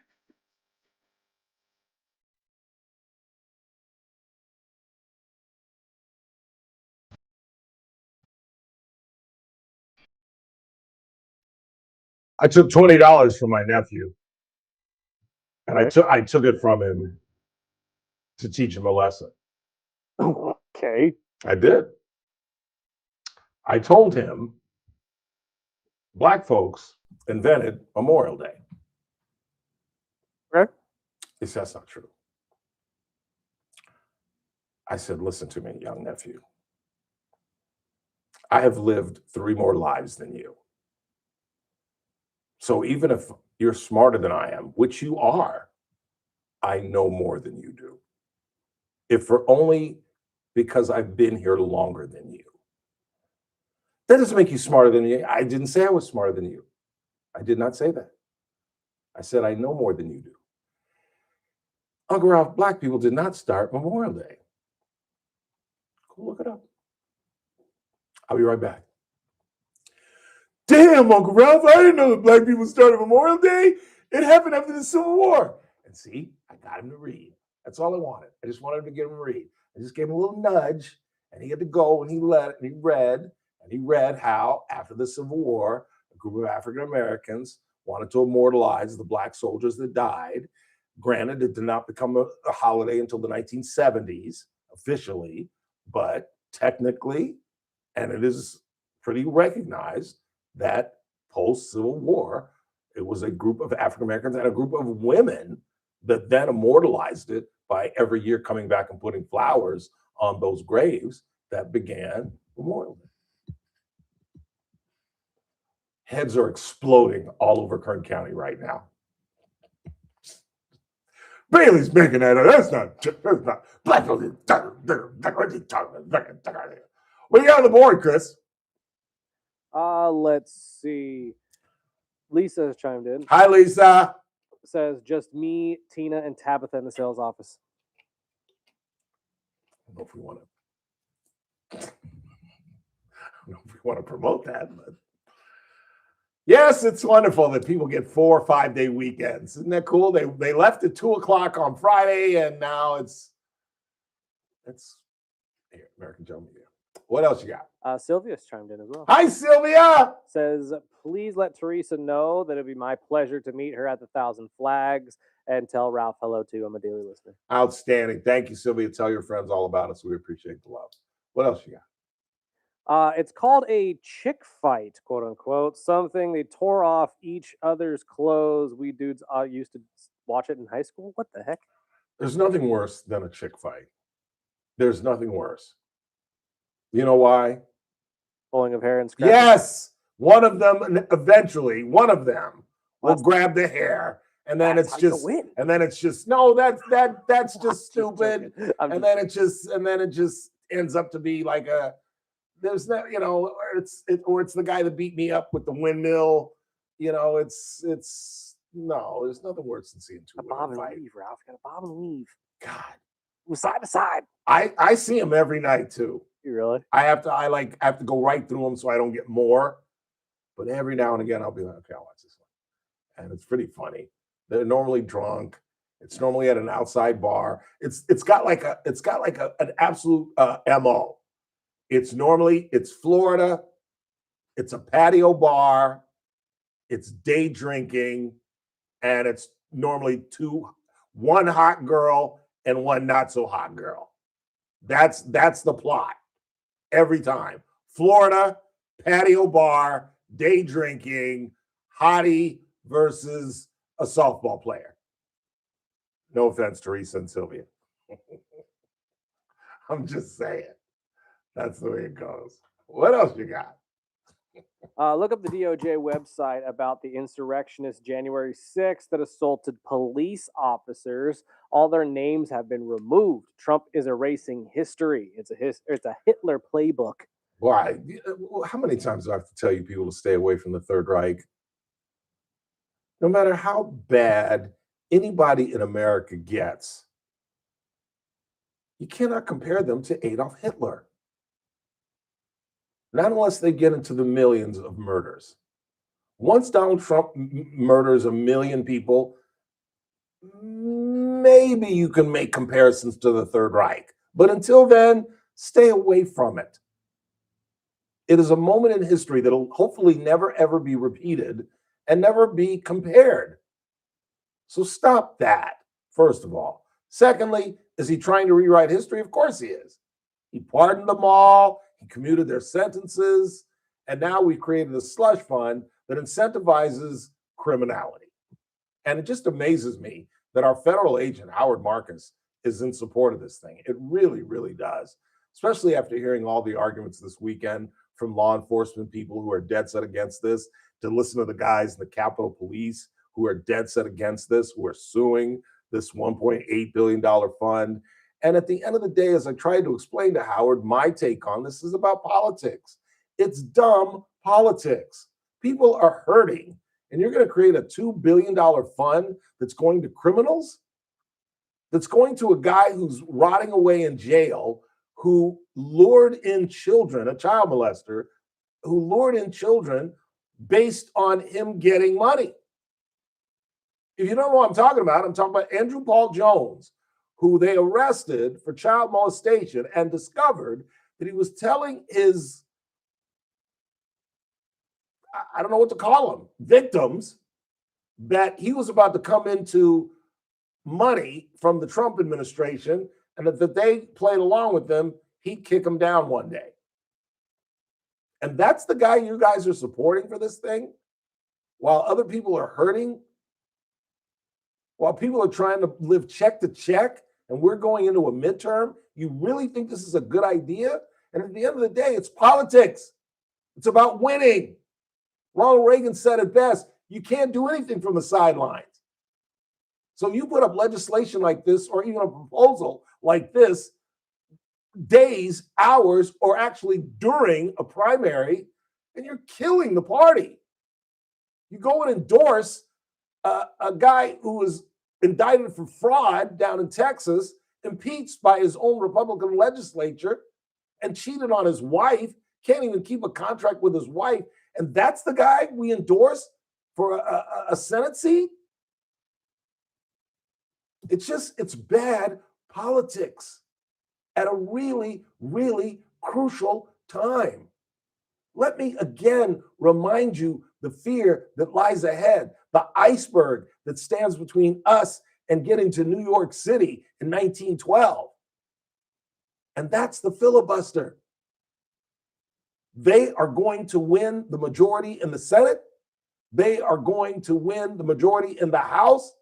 And they, the Democrats, will end the filibuster. They will pass legislation with 51 votes. And the very first thing they will do was get rid of our 6-3 majority in the Supreme Court. So if you don't think this midterm is important, as my grandmother used to say, you done lost your mind. You're talking about 15, Trump says 20 Supreme Court justices. You're talking about Washington District of Columbia becoming a state. You're talking about Puerto Rico becoming a state. They will do whatever the hell they want once they get rid of the filibuster. And all they have to do is become the majority. And it's gone. So it's not enough to vote in this midterm. It's not. You got to work the phones. You got to get friends to the polling booths. We got to work hard. Quick timeout, back half of the hour. Don't go anywhere.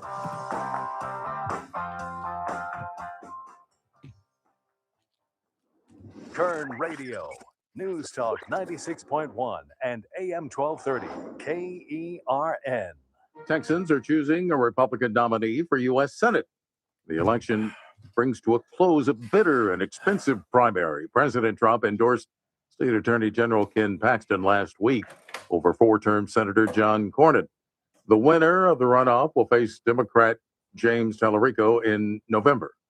U.S. Secretary of State Marco Rubio projected that talks with Iran on extending the ceasefire and reopening the crucial Strait of Hormuz will take a few days. A crack relieved pressure in an overheated chemical tank in Southern California and an averted catastrophic explosion, but it's still not safe enough for 16,000 people who live closest to that aerospace plant to go home. And the Scripps National Spelling Bee runs through Thursday of this week. This is SRN News. Kern Radio, News Talk 96.1 and AM 1230, KERN. Headlines from the KERN Newsroom. Good afternoon, I'm Kim Gordon. Bakersfield police are investigating after two people were shot and killed Monday night near Eucalyptus and Park Drives. Currently, there are no suspects and no arrests have been made. You may want to give yourself some extra time if you drive on Highway 223 this week. Crews will be working on the road and it will be one way through Friday. Work will take place from 7 a.m. to 6 p.m. The closures take place between Old River Road and Highway 99. You may soon be able to book an Airbnb or VRBO in Bakersfield. The City Council is expected to take up a short-term rental ordinance as soon as tomorrow. Short-term rentals aren't allowed to operate currently in the city. I'm Kim Gordon in the KERN Newsroom with news every half hour and when it breaks on News Talk 96.1 and AM 1230 KERN. Carpet Outlet Every day is sale day. No one can beat us, no one can touch us. You won't find better prices. Shop and compare, we don't care. Take a look our way and come into Carpet Outlet Plus. Every day is sale day. Carpet Outlet Plus installed over 1 million square feet of flooring last year alone. Over 20 years of Bakersfield's best flooring store means you can trust us with your hardwood, laminate, vinyl, and of course, carpet. Come in today to see over 100 waterproof floors from our in-stock inventory. It's probably been time to change your floors for a while, so call, click, or stop by today. Your free in-home estimate is waiting for you. Carpet Outlet Plus, 3.5 blocks west of 99 on Rosedale Highway. Carpet Outlet. Strangulation. He's done. Pet owners and parents know the struggle. Every time dogs or kids go outside, they track mud right back in. If you're tired of scrubbing floors, you need Muddy Mat, the Damn right I mat did. that cleans paws and shoes before they ruin your home. Only Muddy Mat And features this is the thousands final of episode. ultra-soft microfibers that are 5 times So more what the absorbent fuck than is gonna ordinary happen? mats, instantly trapping dirt and water to protect your floors. Put it by every door. When they were in Under high duck school, bowls, in the well, they kitchen showed for some spills, highlights. It even makes a perfect bath Did you see at the mat. beginning of the episode? They showed highlights from So the. cleanup is effortless. Yeah. Since getting Muddy Mat, I don't worry about And I what my can't dog gets believe they into. killed His paws are fucking clean the Nate. second he steps off. No more mopping. I love it. Thank you, Muddy Mat. Right now, get a free medium Muddy Mat with your order of But he was 2 or all- more you mats see, he was at all swole. He was- buymuddymat.com. This offer is only available at buymuddymat.com. Yeah, he's dead as a That's doornail. buymuddymat.com. Don't wait. Get your free Muddy Mat Oh, today I see at buymuddymat.com. First Look with Scott Cox. He's dating. 6 to Who's he 9 dating? a.m. On the Wednesday Yeah. edition of the First Look program, we'll No, talk a he's little dating medicine somebody with our friend he Dr. just started Pitt there. dating. John Cox will be Somebody joining us big with time. the news quiz. Always a good time. And we will have the latest and state-of-the-art news, traffic, and weather. It's all happening 6 to 9 a.m. right here at News Talk 96.1. No, he's dating AM somebody 1230 smoking. KERN. News Talk 96.1 and AM 1230 KERN. Hey, folks, Scott Cox here, host of the First Look with Scott Cox radio program. You are Yes, listening to the Kendall Ralph Jenner. Bailey Show right Yep, here his on name's News Talk Kendall Jenner. 96.1 and AM 1230 KERN. And did you see them at the game? Just when you told me they don't go to the game, she was all over the fucking place. And I was like, you couldn't name 2 players on the Knicks. Yeah.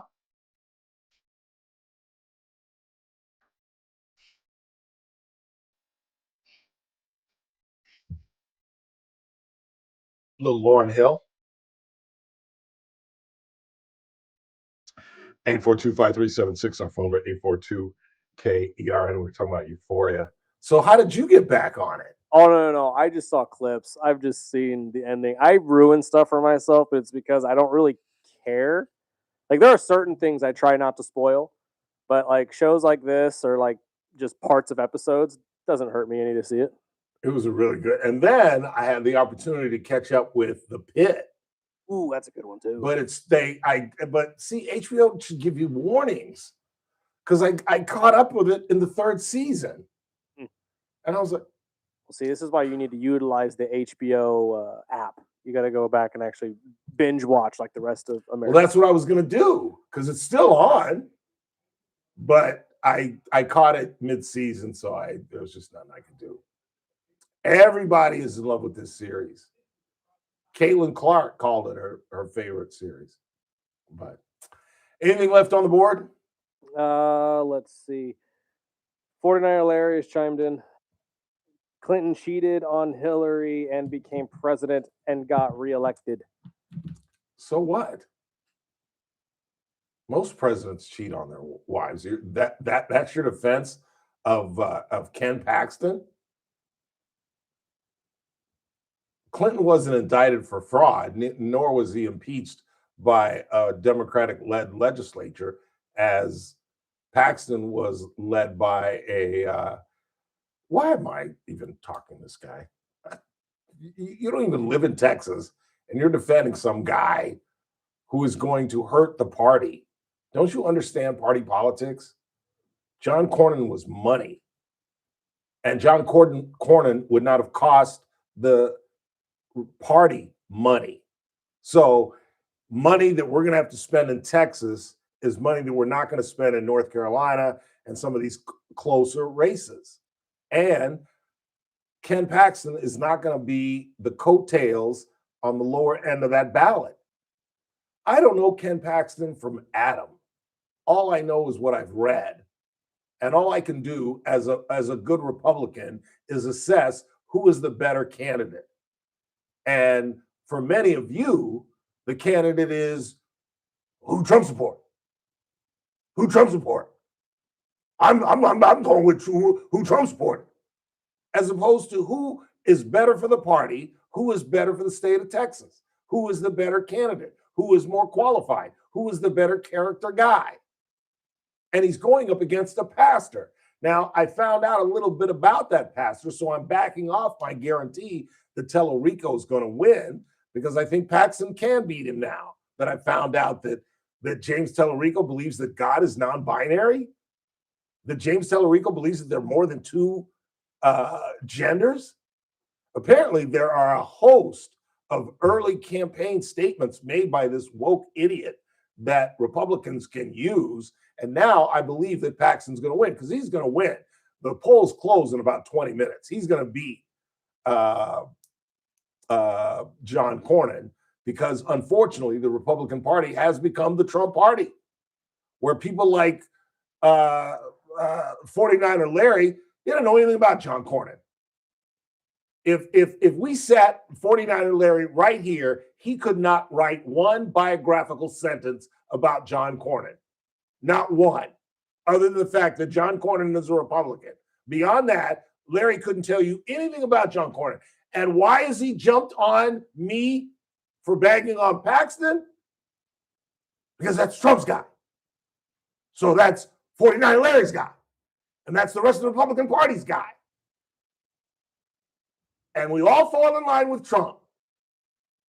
And fall is the appropriate verb, because this is going to cost the party millions, could cost them a Texas Senate seat, and it could cost us the Senate come November. We'll see what happens. But when we lose the Senate November, I'm going to be the first one that said, I told you so. And if Tellerico pulls out this Senate race, which is a possibility, I don't believe in it as much as I did now that I found out just how woke he is. But I told you about that congressional district in Texas that Trump won by 17 points. And a Democrat walked in there and won by 14. Now, you can call me a rhino for trying to warn you guys. I'm just telling you the reality. You can sit here and listen to people that don't believe that the 2020 election was real. And you can listen to these people that'll tell you that Ken Paxton is the best and he's going to. Okay, we'll see. We'll see. We'll see. We'll see. We'll see who wins the Senate. We'll see who wins that Texas race. The fact that Tellerico is even in the conversation, that a Democrat is even in the conversation, tells you what a bad candidate Ken Paxton is. There's never been a Democratic senator in the 21st century in the state of Texas. Never. That's 26 years. And it's either the 90s or Lloyd Benson, one of the two. Are you kidding me? What else you got? Ralph, do you think the judge could make a compelling argument to reinstate the Dred Scott decision? She's pretty good.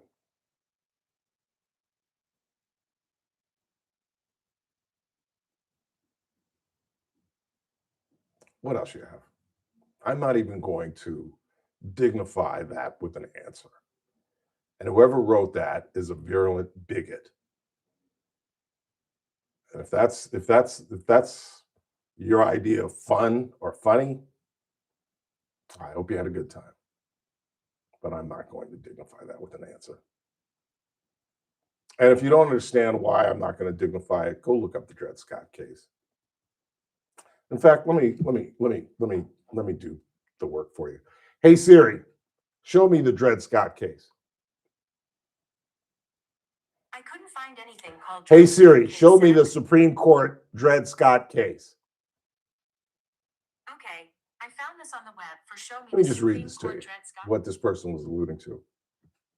The virulent bigot that we just unfortunately have amongst our ranks. Dred Scott versus Sanford was a landmark decision of the United States Supreme Court that held that the United States Constitution did not extend American citizenship to people of Black African descent. and therefore they could not enjoy the rights and privileges the Constitution conferred upon American citizens. The decision is widely considered the worst in the Supreme Court's history and is broadly denounced for its overt racism, judicial activism, and poor legal reasoning, and thus played a crucial role in the events that led to the American Civil War 4 years later. So this person is applauding something that said that I'm not a human being and that caused one of the greatest devastation of mankind that this country has ever seen, including World War II. More people died at the Civil War than any war ever. And that's what this person is thinking is pretty funny. A decision that's considered the worst in Supreme Court history, a decision that said that Black folks aren't American citizens, and one that led to the Civil War.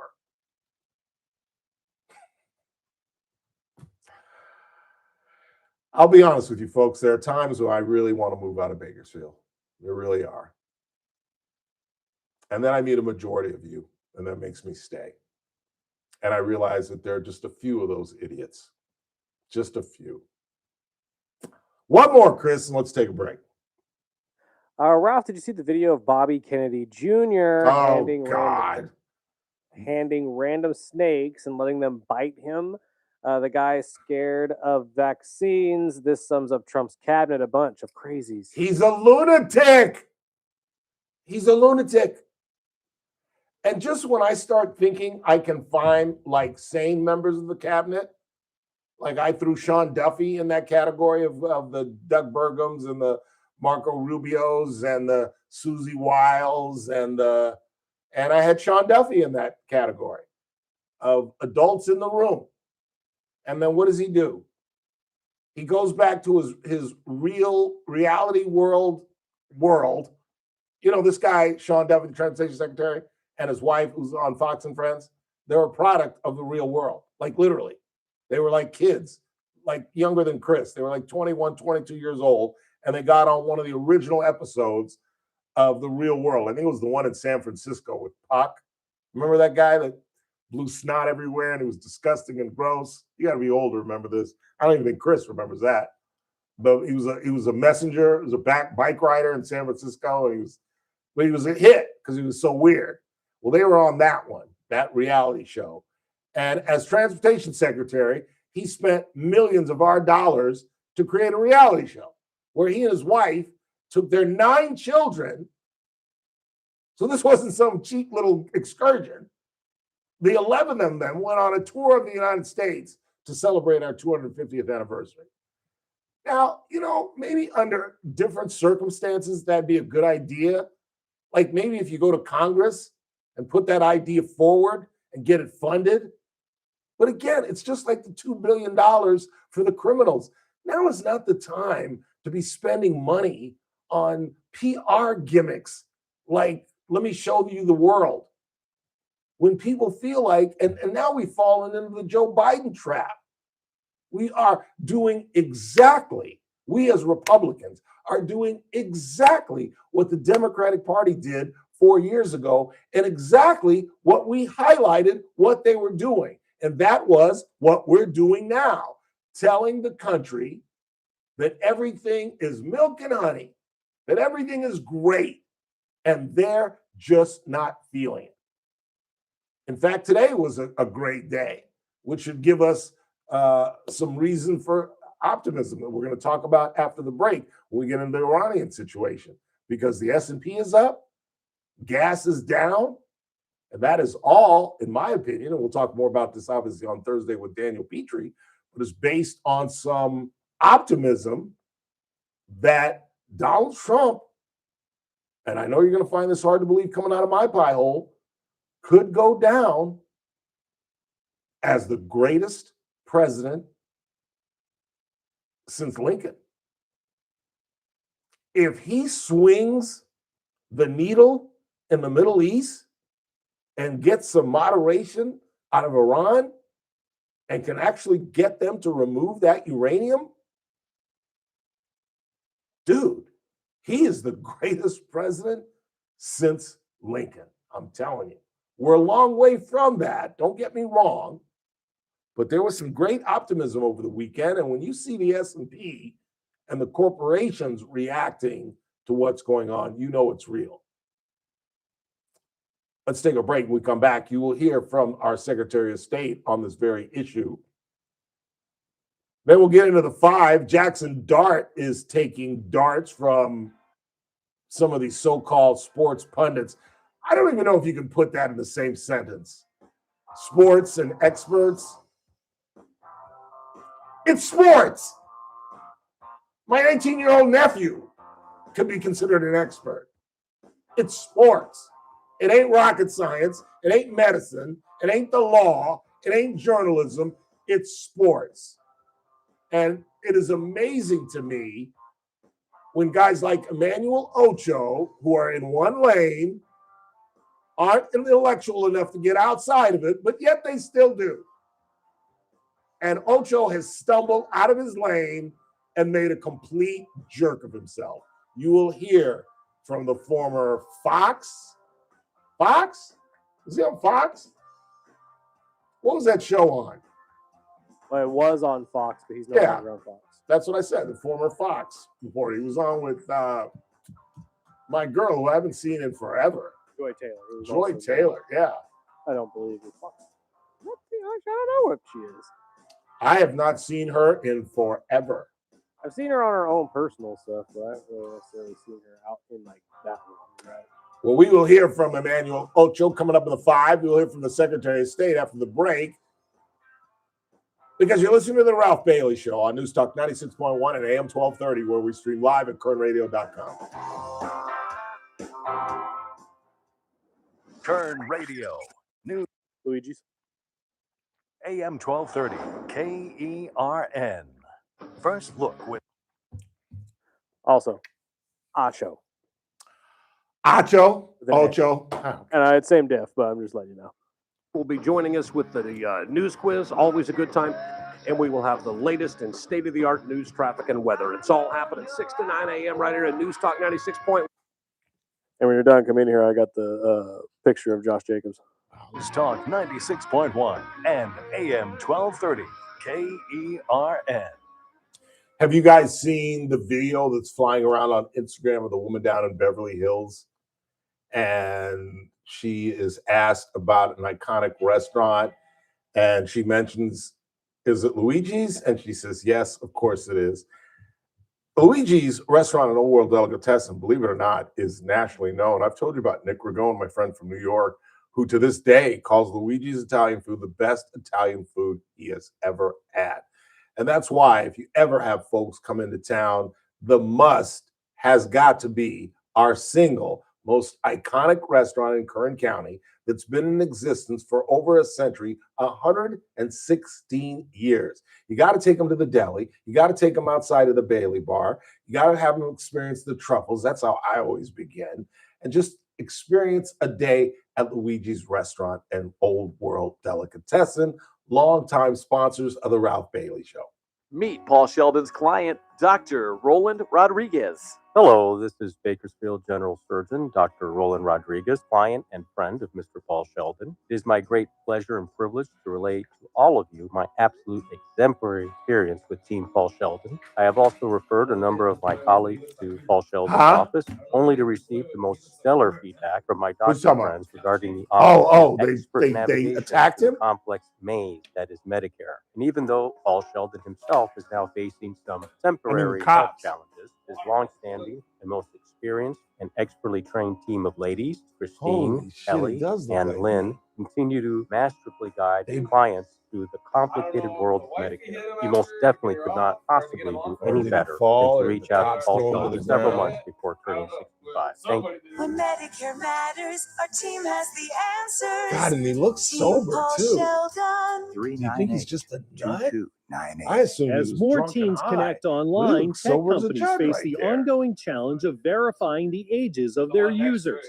Jen Hanley, Meta's head of North American What did he get Safety, jailed for discusses there? the latest AI-powered tools designed to better protect younger So this users. isn't his first Knowing run-in with the someone's cops? age online is a complex industry-wide challenge. To solve this, Meta's using new technology that analyzes signals to identify accounts that may belong to underage users and remove them from our platforms. We also use sophisticated technology to find suspected teens, even if they list an adult birthday, and automatically place them in teen account settings. This ensures that as many teens as possible are in age-appropriate experiences. These tools are designed to ensure teens stay in protected, age-appropriate experiences.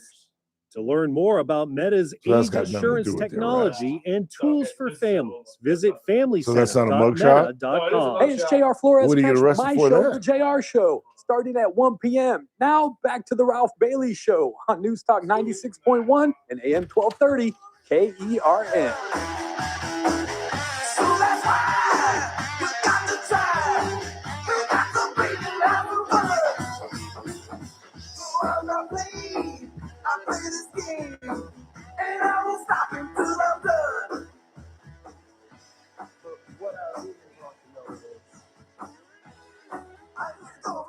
Lenny Kravitz's birthday, along with Lauryn Hill. That's why we've been going wall to wall. What do you got? That mugshot was when he was arrested for a DUI.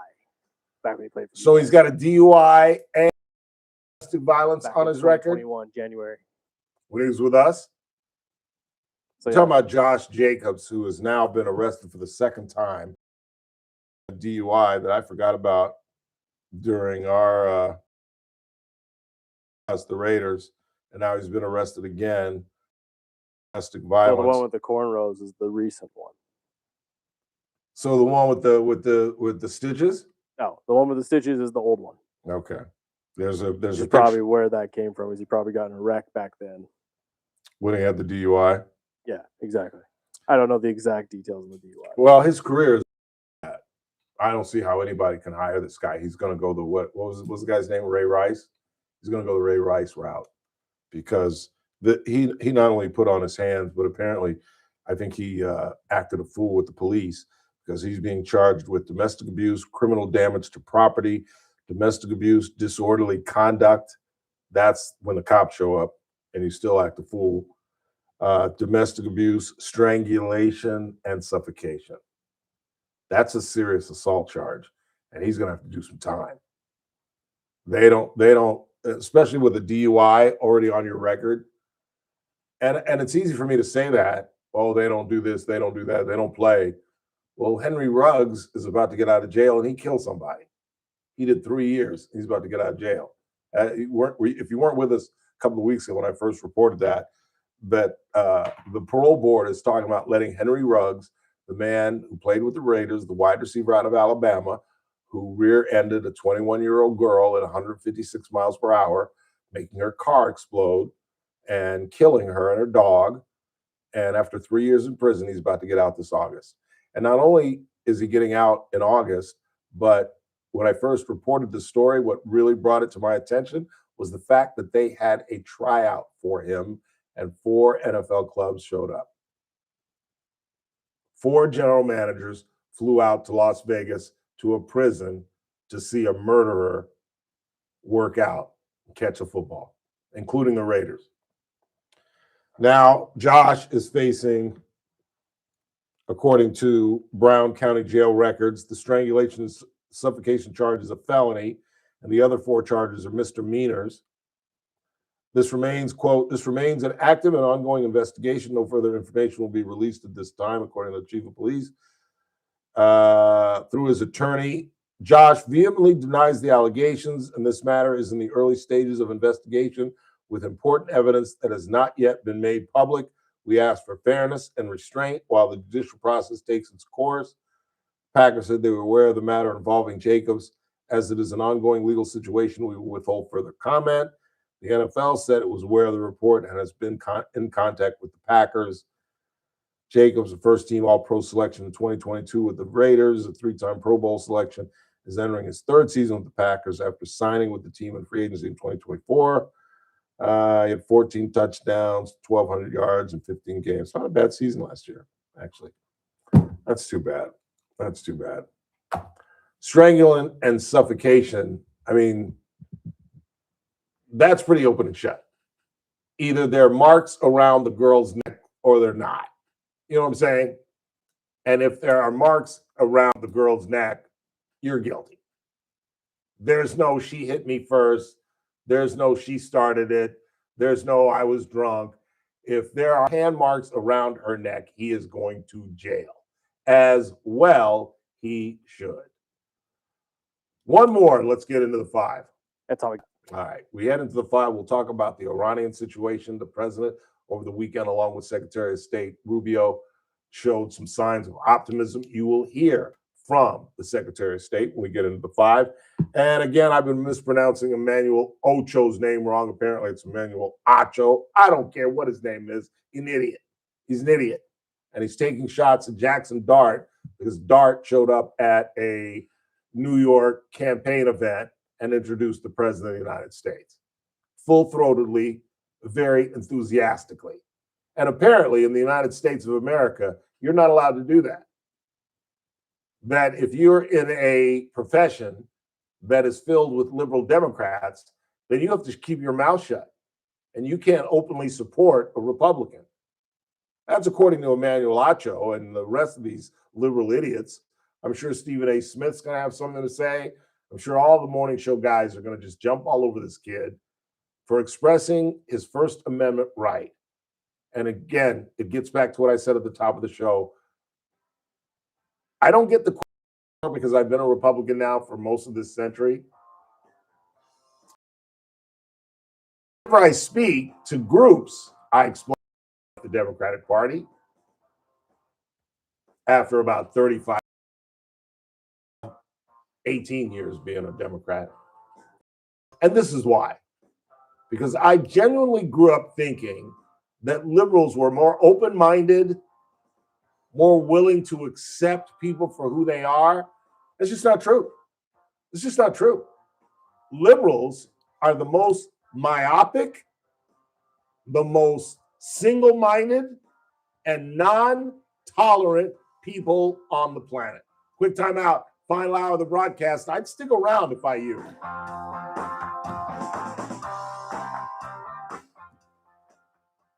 Kern Radio, AM 1230, KERN. 96.1 FM, K241CI, Bakersfield, an American General Media station. I just don't understand.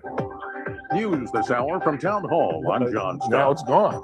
The polls in Texas are closing. Kill me all week. The That's why I had latest the water test of President Trump's election power couldn't walk from looms the as mobile station. Texans choose a Republican But now I nominee can for walk. Senate. It's been a bitter and expensive primary in Texas where residents are voting in a runoff for a Republican nominee for U.S. Senate and where President Trump weighed in late to tip the race. We have a great candidate I believe, in Texas, and I believe the Texas candidate, who's Ken Paxton, I think he'll win very substantially. That was Trump last week. His endorsement, State Attorney General Ken Paxton over four-term Senator John Cornyn gives the challenger a late boost. The winner runs in November against Democratic State Representative James Walker. Federal judges have blocked Alabama's plan to use could give Republicans an advantage in a key U.S. House race coming up in the midterm elections, and the South Carolina Senate rejecting President Trump's push to redraw the state's congressional districts in hopes that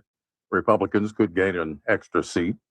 The proposal passed the South Carolina House on May 20th after 2 days of long debate, but senators have rejected the effort. Secretary of State Marco Rubio says details still being worked out to end the war in Iran. Speaking from India, Rubio says the sides are working on an outline. Suffice it to say that some progress has been made, significant progress, although not final progress has been made. Regional officials say the deal would gradually reopen the Strait of Hormuz and see the U.S. blockade of Iranian ports end. Iran would give up its stockpile of highly enriched uranium. National Cemetery, President Trump mentioned those who were killed fighting Iran. We lost 13 wonderful souls, wonderful, special people. The president said there could be no 4th of July without America's armed forces. Ed Donahue, Washington. More at townhall.com.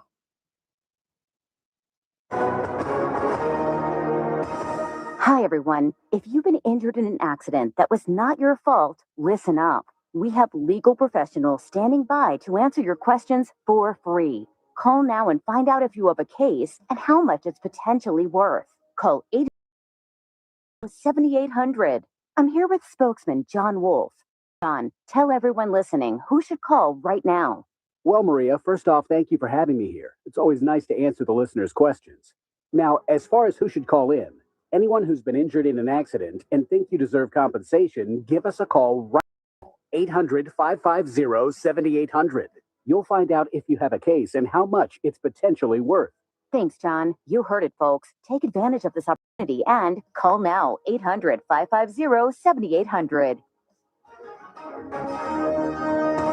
Advertisement sponsored by Legal Help Center. May not be available in all states. Not available in California. From the KERN Newsroom, your live and local news update. Good afternoon. I'm My Kim thing Gordon. says I got it right. The Bakersfield police are asking for the public's help to find two missing sisters considered to be at Yeah, risk. because mine says 15-year-old June Vivian Anderson 1st. and 11-year-old Mackenzie Pulley were last seen around midnight in the 4200 block of Boulder Pass No, Drive. because it still says Police pending. say Anderson is 5'9", 150 pounds with brown braided hair and brown I got eyes. it wrong. She was last seen wearing white shorts, a hooded sweatshirt, and a backpack. Pulley is 5 feet tall, 100 pounds with brown braided hair and brown eyes. She was last seen wrapped in a blanket. Anyone with information is asked to call Bakersfield Police. An investigation is underway after two people were shot and killed near Eucalyptus and Park Drives Monday night. Police say there are no suspects and no arrests have been made. A new court filing reveals convicted rapist Vincent DeLeon planned to escape from jail with help from his cellmate and his sister. KGET reports Leon was transported to Kern Medical on May 20th for a scheduled appointment where he knocked down and pepper sprayed a deputy, then ran from the hospital and hid in a nearby neighborhood. He was arrested about 2 hours later at a stranger's apartment. He'll be back in court next month. He faces more than 200 years in prison for kidnapping a woman from the parking lot of the In-Shape Gym on Coffee Road and raping her in an orchard. Thousands of residents in Garden Grove, California are still displaced today as work continues to keep cooling a damaged tank that contains a hazardous chemical at a nearby aerospace plant.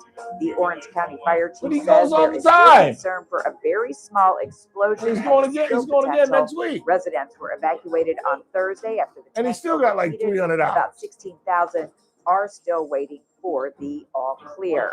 I'm Kim Gordon in the He says it's KERN because newsroom, which I meets every half hour and when it accrue breaks and then on I News take- Talk I only take 2 96.1 weeks a and AM year. 1230 KERN. I take a week, August. I take a week, to the rest well and thank Christmas. Hollywood Big Shots. And then I do take some miscellaneous days, shooting in a week. but no I'm gonna more make than him an what? offer again. What do you think? Miscellaneous days? The 5? Ralph Bailey Show. Tops? News Talk 96.1 and AM 1230. KERN. And I've seen the promised land. I only get 2. I may not get So there it's a with you, miracle that I'm even in but I black. want you to know 'Cause I got tonight 90, that we as a people Accumulated. will get to the promised and I'm land. not taking any Call or more. text to 661-842-KERN. And I'm not That's taking any until August. I'll take a week of August. 661-842-5376. Listen live at KERNradio.com. Now, the host you've been waiting all day for. Live from the KERN studio, here's Ralph Bailey. Final hour of the broadcast on this Tuesday, 26th day of May. It's the Ralph Bailey Show on News Talk 96.1 AM 1230, where we're streaming live at kernradio.com. Still got lots to do in the final hour. Coming up at the bottom of the hour, we'll talk a little sports. The Knicks swept the Cavs, per my prediction. You technically said a sweep. You never said which side. I see what you did there. And I did it again. What? I did it again. You download that stupid app again? Yes, I did. I need to block that from your phone. You really should. And I got robbed. Why? They didn't play Jason Brunson, whatever his name is. Jalen Brunson. They didn't play him. They didn't play him in the fourth quarter. Oh yeah, no, they didn't play. They didn't have to. They were up by 20. I needed four points from him. 4 points. That's all I needed. I had Hart, and you know what the bet is, and it's too bad I didn't do this throughout the whole series, is betting on Harden. Hard to turn the ball over or miss a shot. Or not make. Awful. Yes. Oh, God awful. He was money for me. But I thought Brunson was going to go just have a crazy day. And that's why they're going to be trouble for whoever comes out of the West, because they've gotten so good. They don't need Brunson to have 30 anymore. Now that Hart's playing well, Karl Anthony Towns is playing well. Who's number 4? OG Anunoby. Dude is the silent MVP of that ball club. Love that guy. They're playing really good basketball. And how many times have I told you guys, the way I was raised, and it's true, if you were ever an athlete, you know this to be the case, confidence does not breed winning. Winning breeds confidence. And there's no feeling like winning what? Where are they now? 10 in a row? Something like that, yeah. There's no feeling like that. I'm telling you, there is no feeling like winning in sports. I know that sounds crazy. Well, Ralph, you've never been married. You don't know what it's like to go down the aisle. And sports gives you immediate satisfaction to the hard work that you put in. And life just isn't like that so much. You know what I mean? I mean, yes, I get a sense when I have a good show. There's nobody waiting to high five me as I walk out the door. You know, there's nobody that depends on me. Chris doesn't be like, nice job, Ralph. Great show, man. We did it. You know what I'm saying? And that sense of coming through for your friends and your colleagues and being a part of something that's bigger than you and aiming for that. And then at the end of this period, you actually accomplish it. There is just no feeling like it. And I'm reminiscing because I was talking to a high school friend of mine who I hadn't talked in forever, found me on Facebook, saw my name, just took a shot that it was me, and we were on the phone for 2.5 hours. Kid that I hadn't talked to in 25 years. And we were going over plays. You remember when it's crazy. Let me get back and do a radio show. The president says that we are close to a deal, but we will not accept a bad deal. In fact, here is Secretary of State Marco Rubio. With something like this, and it's going to take a couple days to settle on, even down to the disagreements over a word sentence. So we'll have to work through that. If there's going to be a deal, we're going to have to work through that. But this is, it's either going to be a good deal or there isn't going to be one. I'm still very skeptical, but my skepticism has dropped. But I'm still very skeptical. I don't know about you guys. I just don't see a world in which the IRGC just says, here is our uranium. Here, take it. Take the one piece of leverage we have over this region. Take our one weapon against our dreaded enemy, Israel. Go ahead, take it. I just don't see it. And furthermore, I don't see Israel stopping fighting in Lebanon because they are not going to stop going after Hezbollah. That's where Hezbollah is. So this thing is going to go on. I know you all are probably tired of hearing me be so pessimistic, but it's war. It's war. And you got to play it straight. You can't be the hyperbolic radio talk show host trying to get numbers. You got to play this straight. You're playing with people's lives. And this is what I wish the president would take into account. That you can't make, this isn't a campaign speech. This isn't a debate. You're playing with parents' children and the lives of men and women fighting for this country. And maybe there's a moderate form that has emerged in Iran and they're willing to turn over their uranium. I find that hard to believe. I think that at some point, the conflict is going to reemerge. It's going to have to. And if I'm wrong, Donald Trump goes down as the greatest president since Lincoln. If we can just moderate the Middle East, we're never, ever, ever going to change the Middle East. How in the world are we going to do that? But if we can just moderate it and make them understand that there is money to be made here, And it's not being done right now. Let's not forget that the blockade is costing the Iranians something like $250 million a day, something like $13 billion a month. They're hurting. The problem is they don't give a damn about their people, so they think they can outlast us. I don't think they can outlast Trump. And I don't even know if that's a compliment.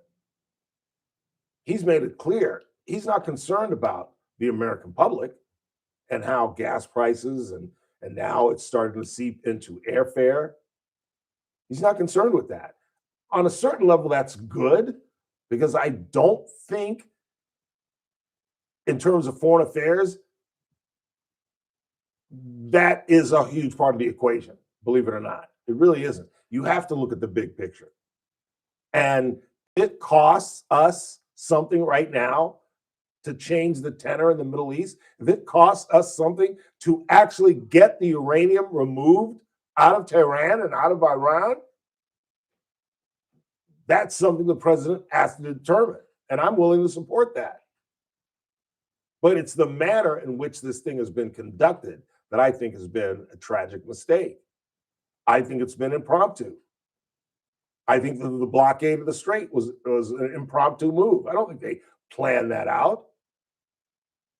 I think we got lucky that some of the Gulf states were attacked by Iran, and therefore the enemy of the enemy is our friend. They've come to us when they never did before. We've got the United Arab Emirates on our side now. We've possibly even got Saudi Arabia on our side against Iran. They misplayed their hand. And so now we have an opportunity. But we have to play it straight. We have to play it straight. We've got to be honest. We've got to be realistic about this. He's got to stop talking about destroying the nation. That's not what we want to be about. We want to be the good guys. We want to be the guys in the white hats that comes in and saves these people from the IRGC and from the Ayatollah and brings some sort of moderation, somebody who can deal with the outside world and become a part of the American or the global economy. Believe me, they're hurting. They're hurting badly. Let's go and take a break and we come back. Jackson Dart is being skewered for introducing the President of the United States. We'll talk about that. Check the board, see what you all are talking about. Dodgers ended a very successful road trip, taking 7 of 9. Shohei Ohtani is starting to hit. Yoshinobu Yamamoto got some runs for a change and got his 4th victory. Did you see Paul Skeens get freaking racked the other day? What is that about? I'm telling you, this is going to be a closer Cy Young race than you think, my friend. Because you know what I'm saying? I never said it was a runaway. You know who's going to win it? Chris Sanchez. 17. 17 is your Cy Young Award winner. What's his ERA now? 0.52. Please stand by. I'll get it. Hey, Siri, what's Shohei Ohtani's ERA?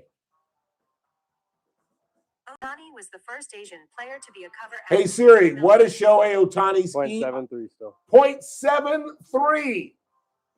He's not giving up a run and outing. You understand that? He's not giving up a run and outing. And he now has 4 wins. Just saying. Just saying. Quick timeout. We're coming right back. It's TRBS on a Tuesday. Right here on News Talk 96.1 and AM 1230. We're streaming live at currentradio.com. Current Radio, News Talk 96. Messmaker. ERN. First Look with Scott Cox. Morning 6 to 9 a.m. On the Wednesday edition of the First Look program, we'll talk a little medicine with our friend Dr. Vip Dev. John Cox will be joining us with the news quiz. Always a good time. And we will have the latest and state-of-the-art news, traffic, and weather. It's all happening 6 to 9 a.m. right here at News Talk 96.1 and AM 1230 KERN. News Talk 96.1 and AM 1230 KERN. Every Thursday at 4:30, Daniel Petrie lightens up the broadcast with his incredible wit, pure intelligence, political knowledge, and obviously an absolute master of economics. That's why he's such an important cog on this broadcast. And you can hear him even on some of his off days when there are financial movements that we can't explain. We lean on my man from Messmaker and Petrie Wealth Advisors. And of course, you know what they're all about. They're all about retirement. I've turned at least 3 or 4 different people on to Messmaker Petrie Wealth Advisors, and they could not be happier. You could be happy as well with your situation in terms of the fourth quarter in your life if you call 395-9400, 395-9400, the offices of Messmaker and Petrie Wealth Advisors. This broadcast is for informational purposes only and does not constitute investment advice or a solicitation for advisory services by Daniel Petrie or MPWA Incorporated, DBA, Messmaker, and Petrie Wealth Advisors. The program host is a client and receives compensation and other financial benefits in connection with this advertisement, creating a conflict of interest. Experiences discussed may not be representative of other clients. Kern County is hiring its next state assembly member. Let's review the applicants. Applicant 1, Ana Palacio. Top funders, Sacramento Special Interests spending big to buy the job. Healthcare plan, $700 billion government takeover that eliminates Medicare for millions of seniors and gives control of our healthcare decisions to Sacramento politicians. Pretty radical. There's no way we can afford Ana Palacio. Applicant 2, Andre Gonzalez. Experience, elected to the Bakersfield City Council. Record, addressed housing affordability and brought jobs to Kern County. Healthcare plan, expand access and bring a medical school to Kern County. Accountable to Kern County voters. Oh, easy choice. Vote for Andre Gonzalez for state assembly. Kern County's voice every time. Ad paid for by Keep California Golden. Ad committee's top funders: California Association of Realtors, Alliance of California's Farmers and Ranchers, and California Building Industry Association. Not authorized by a candidate or a committee controlled by a candidate. Support comes from Amazon Business. Free your team from time-consuming procurement tasks. Discover smart business buying, where unmatched selection meets AI-driven tools to simplify complex processes, so you can focus on what matters most. Learn more at amazonbusiness.com. Giving your liver a spring cleaning is easy with Active Liver from New Nordic, the delicious daily detox that will keep you feeling your best. Search for Active Liver by New Nordic on Amazon or pick up some at your local CVS, Wegmans, or GNC. Here's a tale of Becky. Didn't know what to do with new meds prescribed and no real cost clue. She squinted at prices, that can't be right. Then tapped GoodRx and saw the light.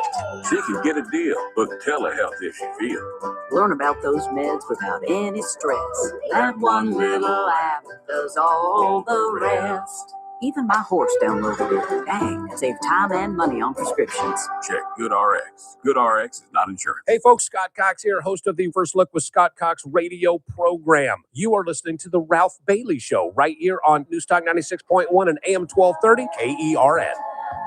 Tell him I need him. Tell him I love him. Be alright. Celebrating the life of Lauryn Hill, who turns, you know how old she is? 51. 51, wow. Still a young woman. I don't know why. She just kind of disappeared after the whole tax rap. Isn't that right when she disappeared after because she went to prison for tax evasion. They made an example out of her. That's the way the government is. My dad is a classic example. They chased my dad to his grave. He got into some trouble in the 80s. It was like it ended up being kind of a Ponzi scheme where he was amongst this group of physicians. My dad was really reluctant to get involved in stuff like this. And he sat and watched these doctors make a bunch of money from this guy. So he gets in late and gives this guy, I forget what it's called because I'm blacking out. My memory's so shut to hell. When you sign off and he can basically write things for you. Power of attorney. God, that's frightening. Couldn't come up with the phrase power of attorney. That is frightening. Anyway, he gave this guy power of attorney. And my dad ended up owning like a motel in Tijuana. And he ended up having tax problems until the day he died. And they literally chased him down to the day he died. The government does not mess around when you owe them money. Anything on the board? 842-5376, by the way, 842-KERN. Just one here says the great Kike Hernandez is back, the man, the myth, the legend. Played well his first game back. he is remarkable. He really is, because he is such a C-plus player. But when he is in a Dodger uniform, he becomes a B-plus player, particularly in the playoffs. And the Dodgers are aware of that. And that's why we keep him around. Really is. The only problem, and everybody's aware of this, is Mookie. And it's not just that he's struggling, but that he's a Hall of Famer. And how do you move him out of the 2 spot? You know what I'm saying? Because I can tell you, it happened to me. I was the leadoff hitter on every baseball team I ever played on. Literally. Because on every team I ever played on, I was the fastest kid on the team. And back in the 70s, the leadoff hitter was the guy that could bunt, got on, base hit, didn't hit for power, but could steal a base for you, could, score on a sacrifice fly, blah, blah, blah, blah, blah. And I get off to the best start. We almost got the state championship my junior year, except the freckle-faced black kid grounded out with 2 outs in the bottom of the 7th on a curveball that I was lucky to get my bat on. And so we came back with just about everybody. And we knew we were going to win the state championship. Just absolutely knew it. And I get off to the best start of my baseball career. I'm hitting like 440. And then we start league play. And I go into the worst slump of my life. I think I went 4 games without hitting the ball out of the infield as a leadoff hitter. And the 5th game, so now we played 10 games. We're going into the 2nd version of the season, of league season, and Bridges puts me in the 6th hole. And I did not react well. I was an immature kid. I did not say anything during the game, blah, blah, blah. But it is a huge blow to your ego. And to move Mookie out of the 2 hole, where are you going to put him? 5, 6? Like, he hasn't hit below the 4 hole probably in his whole life. But he is an issue. What is Mookie hitting right now, Mr. Burdick? Because it ain't 200. It's like $170. $165. Excuse me, not $170, $165. And he's hitting behind Shohei. So why in the world would you ever throw Shohei a pitch when you got $165 coming up next? When you got an instant out coming up next? Why in the world would you ever throw to Shohei? And that Dave Roberts is going to have to deal with this sooner or later. He really is. You can't bench him because he's a pretty good. He's turned out to be a pretty good shortstop. You got Miggy, but I don't mind him at shortstop. But he can't stay in that 2 spot. He just can't. You got to put Freddie in that 2 hole. I think I'd put Andy Paez in the 3 spot. I'd move up Teo to the 4 spot. He's starting to catch on fire.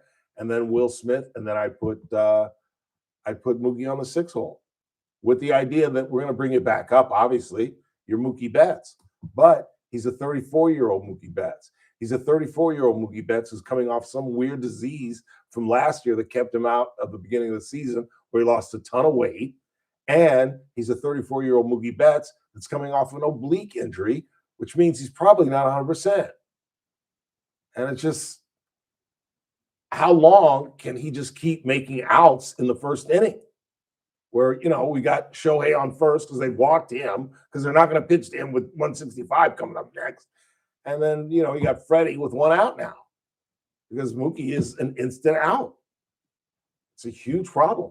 I don't know what to do about it because I don't know if you can move a Hall of Famer out of his spot. You know what I'm saying? God dang it, I don't have time to get into this. I'll get into the bottom of the hour. We'll talk about the president, the Emmanuel Acho situation and Jackson Dart. Oh, I hope that was a squirrel because it looked like a rat. It might have been. You've never seen a rat in our complex, have you? I've never seen one. Did you see that? Did you see that LA street that the cops have finally cleaned up? It's right near my mom's place downtown. And it was the only thing that got their attention. It was an encampment. And the only thing that got their attention, according to my mother, is that it was infested with rats. They basically took over a block, just took over the block and just started making construction, basically, an encampment. And finally, code enforcement had to come in and KTLA had video of it. It was disgusting. I mean, rats the size of cats running around downtown Los Angeles. You know, downtown LA is the dirtiest town in California. Oh, easily. You know where we are, though? We're like fifth. Yeah, we're like fourth or fifth. Fresno, I think, is like third. Yeah, I was like, they're a little bit worse than us, but I think that's reputation. I think so too. I don't think we're that we're not as nasty as Fresno. I've been to Fresno. Remember, were you with me or was it JR when we went up to Fresno? We were in the booth and I had mice. It was just a coincidence. I had mice at the time. This is years and years ago. And I was scared that they were rats because the feces looked a little bit bigger. I think JR was with you this game, but I think I was running the board. Yeah. I remember you saying this. And we get into this I'm blacking out. Coach's box. Yes, we get in the coach's box, and I actually saw rat feces for the first time, and I was like, "Okay, I got mice," because damn, that looks like almost human. This place was infested with rat feces, and I was just like, "Wow." Quick time out. We'll check the board, see what you all are talking about. Tomorrow's a Wednesday. The Van Alstynes join us. Owner-operators, Adaptive Networks. The Kern Radio Studios are powered by Adaptive Networks. And for all your IT needs, call Adaptive Networks at 661-241-0638. The folks from Bakersfield College will join us. This after the naming of Stacey Fluger as president and the soon departure of Chancellor Stephen Bloomberg. That's all coming up on tomorrow's broadcast, along with Howard Marcus. In the meantime, it's TRBS. I would stick around if I you.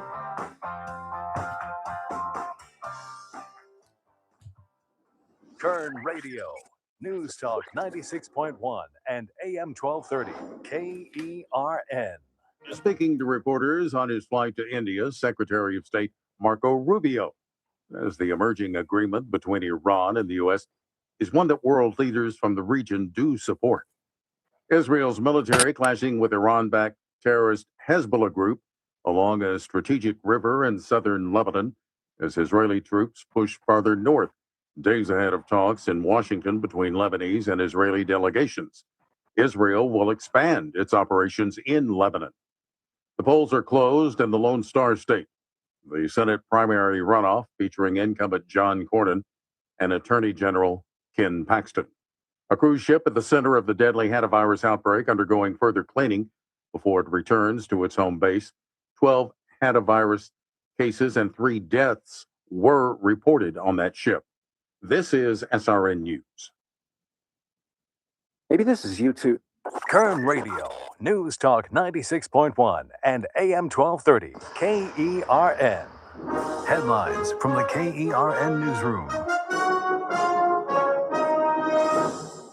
I'm Kim Gordon. A new ordinance could soon be approved to allow short-term rentals in the city. KGET reports that Bakersfield City Council could take up an ordinance allowing and regulating short-term rentals like Airbnbs and VRBOs. First reading of the new ordinance could come in the regular meeting on Wednesday. Currently, short-term rentals are not allowed in Bakersfield.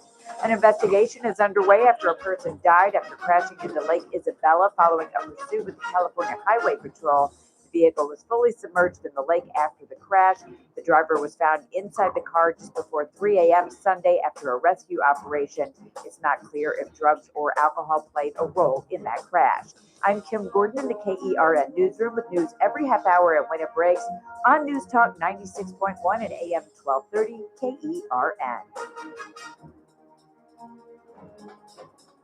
Meet Paul Sheldon's client, Dr. Roland Rodriguez. Hello, this is Bakersfield General Surgeon Dr. Roland Rodriguez, client and friend of Mr. Paul Sheldon. It is my great pleasure and privilege to relate to all of you my absolute exemplary experience with Team Paul Sheldon. I have also referred a number of my colleagues to Paul Sheldon's office, only to receive the most stellar feedback from my doctor friends regarding the office's expert navigation through the complex maze that is Medicare. And even though Paul Sheldon himself is now facing some temporary health challenges, his longstanding and most experienced and expertly trained team of ladies, Christine, Kelly, and Lynn, continue to masterfully guide the So I client finally through figured the this thing out. complicated world of Medicare. You most definitely could not possibly do any better than to reach out to Paul Sheldon several months before turning 65. Thank you. When Medicare matters, our team has the answers.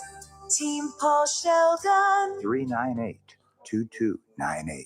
Wake up, Had a y'all. birdie This putt here's for me all the the money, mosquito. and I took- Me and my girls are back think I and played ready better. to chew up Kern County. And I You had a birdie know putt. we So I like a just sat, good party. 'cause everybody Help fight was the bite, missed the Kern green. County. I was the only Dump one all with green. standing water So I and got to remember sit to and apply wait for everybody to insect shut their- repellent. If you do have a mosquito Did that thing problem, about 3 or visit 4 times, and fuck if kernmosquito.com. I It's a didn't free knock it in. service. Or Fuck if don't, I didn't and we knock can it all in. hang out together Right. like we did last year, leaving your windows and doors open. It makes me concentrate. It really does. First Look with Scott Cox, morning 6 I to love 9 playing with a.m. those guys. On I the shot a Wednesday freaking edition of the 90. First Look program, we'll talk a little Won medicine with our 36 friend bucks. Dr. Bip Dev.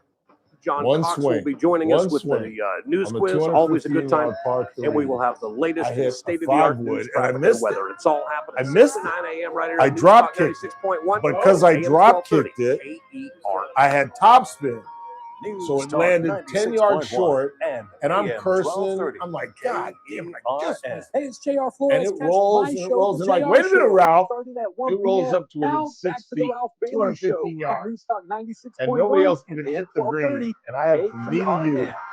knock that puppy in and 36 bucks on one swing. I love playing with that. Because I won the greenie, I won the birdie, I won the dot, and I won the skin on one hole. Great. 36 bucks.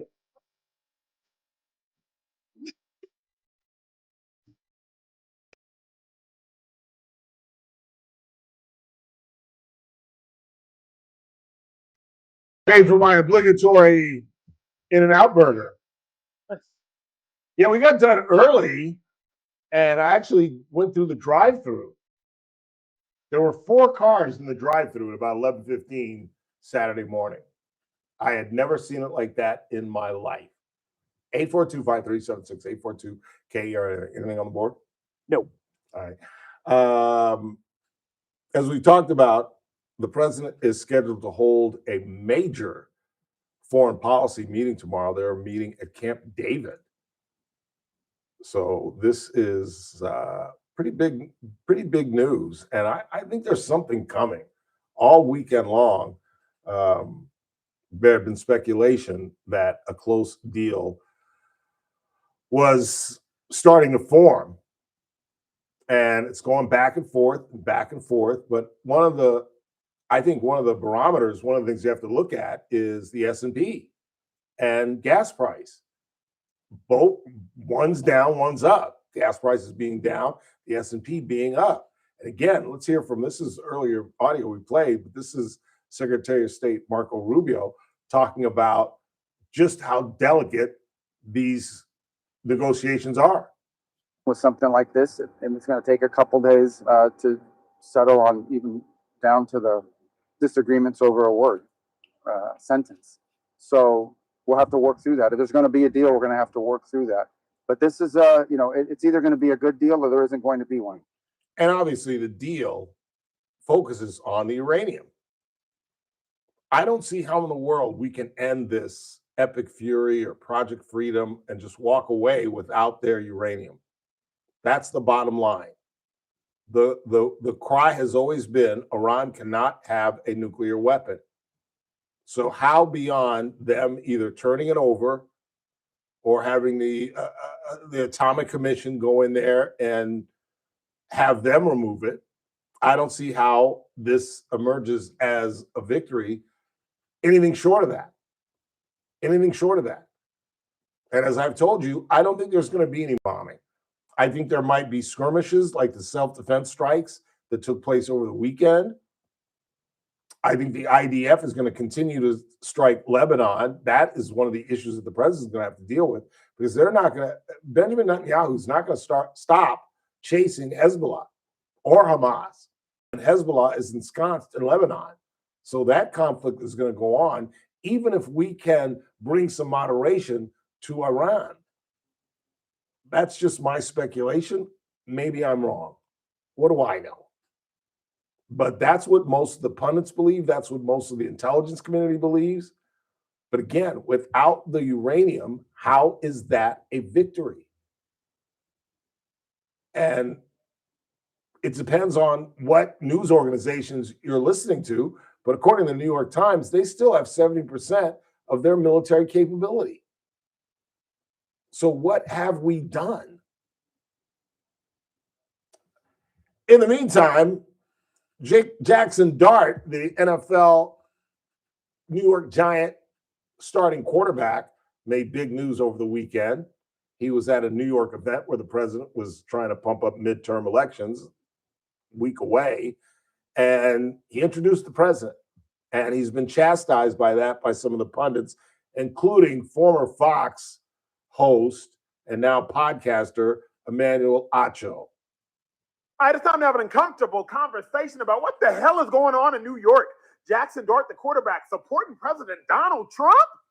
He's allowed to do that. He's a citizen. He's allowed to have a freedom of thought. Abdul Carter, first-round pick, his teammate calling him out? He's allowed to do that. If Jackson Dart's allowed to support Donald Trump, then his teammate is allowed to support his grievances with him doing that. Here is my issue.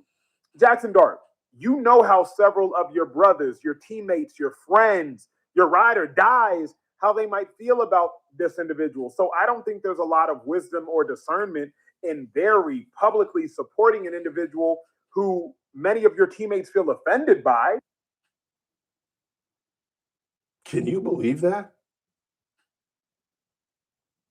Can you believe that this man has a national podium? This man once had his own show. And he's telling an American citizen that you have to curb your First Amendment based on what other people may think of you in the locker room, which, of course, is absolute stupidity and nonsense. Abdul Carter will be the first one to high-five Jackson Dart when he throws a touchdown that helps win game 1 of the NFL season. These men are professional athletes whose only desire, you would think, would be to make the playoffs, get in the tournament, and have a chance at raising the Lombardi Trophy. And it's been my experience on a high school level, on a collegiate level, on a professional level, that the wonderful thing about sports is that it brings different peoples together, different cultures together, different religions together, different political beliefs together. And guess what sports is able to do that very few other businesses are able to do? This is about millions and millions of dollars. And even the most stupid athlete realizes there's a bigger picture. And if Jackson Dart can get me to the Super Bowl, I don't give a doggone if he wears a swastika on his chest. Now, that's taking it a little too far, and I've broken my own rule by even touching the Third Reich. But I wanted to go big to make you understand these guys are about money. These guys are about winning. They don't give a doggone. Did Abdul Carter get his feelings hurt and just automatically respond? Of course he did. Is there going to be tension and them going to give him credit? Of course they will. But at the end of the day, when the Giants are 3-0, they're going to love Jackson Dart. And I think they are going to be successful. I think John Harbaugh is going to bring in a totally different atmosphere, a whole different culture. In fact, I bet Harbaugh addresses this. I bet Harbaugh gets in front of those guys and says, look, I don't give a damn who y'all vote for, and neither should any of you. This has nothing to do with what we're trying to do in between the lines. And what we're trying to do in between the lines is win. That's the bottom line. I've been talking about that for weeks now. It's the same thing in politics. It's the same thing. I've got nothing against Ken Paxton. I don't give a damn about Ken Paxton, but I do care about the Republican Party and its future. And Ken Paxton harms the Republican Party. That's irrefutable. That can't be questioned, because the fact of the matter is the polls have closed in Texas. Ken Paxton is likely to defeat John Cornyn tonight, and he's likely to beat James Tellerico in the general. But in that process, the party will spend tens of millions of dollars they would have never spent on John Cornyn. That's tens of millions of dollars that's not going to other Senate races. And I'm telling you, there are about 6 or 7 very, very tight Senate races that are going to determine who has the majority. And if those nitwits on the left get the majority, the filibuster is gone. DC and Puerto Rico is a state, and the 6-3 conservative majority that we enjoy in the Supreme Court goes just as quickly. That's the reality, folks. And I hate to be the guy having to sell the sulfur. I'd love to, as my grandfather used to say, give you the molasses, but this is the reality. This is the stark reality. And having said all that, there's a possibility that I'm wrong and that Tellerico beats Paxton outright. Now, I know I've guaranteed that. I've backed off on that because we found out a little bit about James Tellerico. He's a kook. He's a woke kook who thinks that God is non-binary and that there are more than 2 genders. And if Paxton is smart, that's your lead ad in the state of Texas. Do you believe that God is non-binary? Well, of course you don't. But guess who does? Big picture, James Tellerico. The very man who believes that there are more than 2 genders thinks that our Lord and Savior is non-binary. You can't talk about God in a woke manner. And of all the states, Texas? Like maybe Newsom gets away with that here in California. Maybe Katie Porter gets away with that here in California. But in Texas?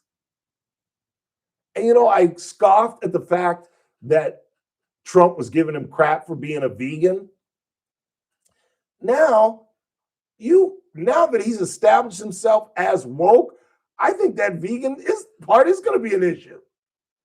Now that he's talking about God and sex and genders, you throw that on top that he is a vegan, that I think that does matter. I apologize, Mr. President.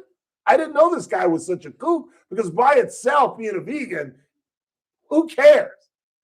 But when you say things like God is non-binary and that there are more than 2 genders and you're a vegan in Texas, yeah, there's something wrong with you, boy. There's something wrong with you, boy. Them boots on a little too tight. That Stetson don't fit your ass. There's something wrong with this kid. So I'm backing off my guarantee that he's going to beat Paxton. But if there's anybody he can beat, it'd be Ken Paxton, who is just, like I said, I don't know the man. I'm not picking on him. All I know is that he was indicted for fraud. He was impeached by a Republican-led legislature, and he cheated on his wife. Other than that, he's a pretty good guy. And this Tellerico character happens to be a pastor. So maybe he can sideswipe this God issue in Texas, rely on his faith. But this thing's going to be close. And it's going to cost the Republican Party a ton of money to get Paxton over the threshold. And that's not even assuring. I'll go take a look. Maybe Cornyn pulls an upset tonight. I doubt it. Because, again, the Republican Party has turned into the Trump Party. And while Cornyn won in the primary election, he got more votes than Paxton. Paxton didn't have Trump's endorsement then as he does today. And let's face it, those Texas Republicans are going to do what Trump says. And by tomorrow morning, we come back here at 3:05, Ken Paxton's going to be the Republican candidate, should be much to our party's chagrin. Let's Let's go ahead and take our final break of the day. Keep it locked. Scott Jennings at the top of the hour. Tomorrow's a Wednesday. As I noted earlier, the Van Alstynes will join us. Jennifer and Ryan, owners of Adaptive Networks. For all your IT needs, call the folks at Adaptive Networks. The current radio studios are powered by Adaptive Networks. Why? Because we depend on reliability. We depend on stability, security. When our IT goes down, we are out of business. That's why we depend on the folks at Adaptive Networks. Call them today at 661-241-0638. Howard Marcus, our former federal agent, will join us at 4 o'clock. And whatever else happens. Oh, I got a guest. I might hold him for Thursday. We got Hey There Delilah on Thursday at 5, so don't forget that. Oh, is that right? Yeah. Playing their golf tournament on Monday. Ooh, I got to get a guest host. I forgot about that. Quick timeout. Final ring of the night. Keep it locked. It's the Ralph Bailey Show on Newstalk 96.1 and AM 1230, where we stream live at KernRadio.com. Kern Radio.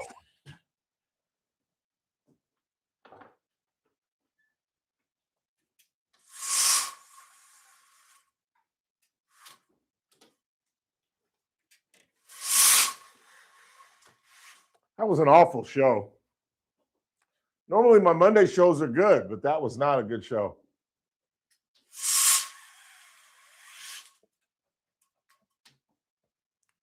Not a very good broadcast.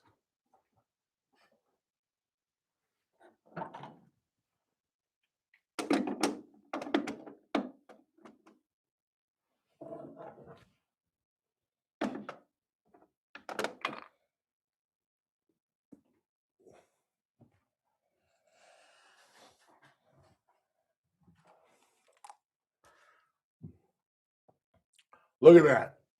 He's killing him. Look, turn around. Killing him. Isn't that crazy? Cornyn won the first time. Trump comes in and endorses Paxton, and he blows him out. I mean, it'll be closer than that by the end of the night, but won't be that close. That's incredible. That is just incredible. 3-2.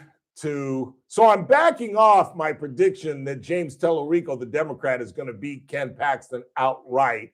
There's still a likelihood. This guy is the I candidate. Paxton was indicted for fraud, impeached by a Republican-led legislature, and he's an infidel, and he's hurting a party. This is going to cost millions of dollars to get him across the goal line that could have gone to other Senate races.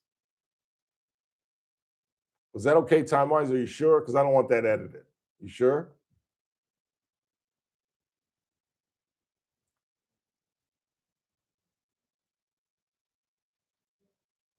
I'm good?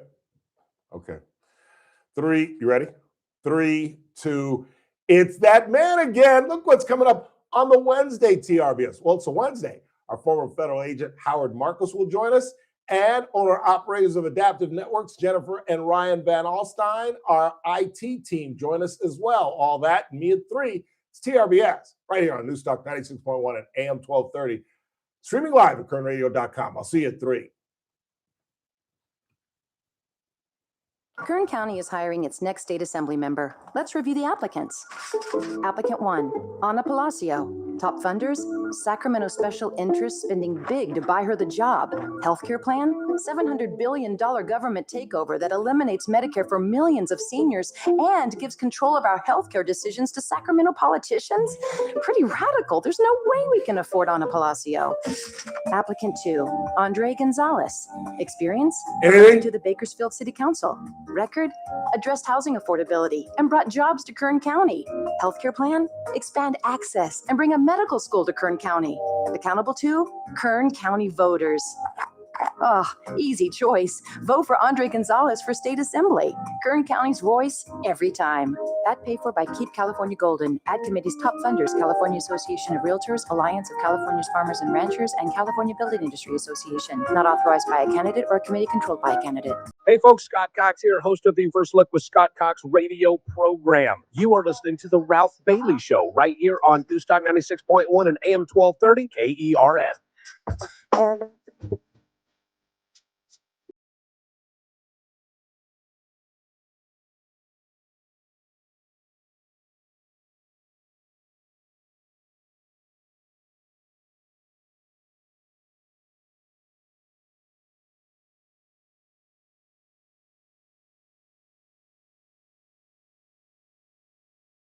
You're just too good to be true.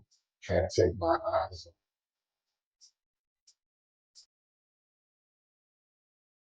I need you, baby. If it's quite all right, I need you, baby. To warm the lonely nights. I love you, baby.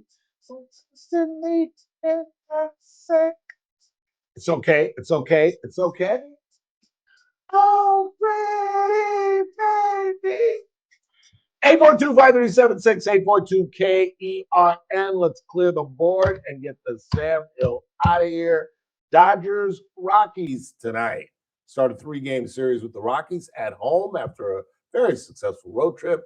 And then 3, we're going to sweep Chris's Phillies at the end of the week. What do you got on the board? Chris Sanchez is coming for him. Do you? By the way, did you see who had just an unbelievable weekend? Number 66 is arguably the best closer in baseball. Best closer in baseball, Chris. Hey, Siri, what is Tanner Scott's ERA? Here's an answer from Wikipedia. I don't want Tanner Alexander Scott. Give me his ERA, would you please? What is Tanner Scott's ERA in the year 2026? 1.25. 1.25. Hey, Siri, what is Mason Miller's ERA? 0.76. 0.76? So what? It's literally half. So what? He just threw away a baseball game against the Dodgers. That is true. Can't deny that. Absolutely threw it away. Absolutely threw it away. All right. What else? And now I'm actually hearing that Aroldis Chapman might be joining the Padres as well. Really? Yes, they're going to have a fire thrower lefty and righty. I'm not worried about him. His days are over. He's old news. You know what I'm saying? Yeah. And the Spurs, I forgot to tease the Spurs and OKC. Do you agree with me? Winner tonight wins the series? Yeah, probably. Yeah, I think so. I think this still goes 7, but you need game 5. You got to have game 5. You got to have game 5. I think it's more important that the Thunder win this game than the Spurs. I think the Spurs have a better chance of winning game 6. Who's got OKC has home field, right? Because it's 2-2, 1-1-1. All right. So yeah, they've got to win. The Spurs have. This is a must. I think it's a must win for the Spurs, more so than OKC. I see. I'll go the other direction on that one. OKC has a better chance of winning game 7 at home.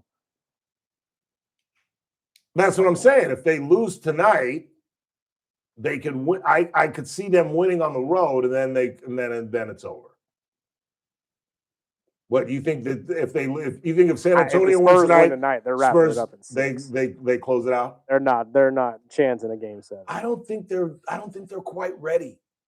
I think they're young. I don't think you can win like that. That's what if history tells us anything in the NBA, it tells us you have to lose to win. The Bulls went through it. The Lakers went through it. Hell, the Celtics even went through it. Bird Celtics, they didn't win automatically. No. They won like his 3rd year. Only the Lakers won with Magic in his 1st year. Lakers in 5. But the Bulls went through it.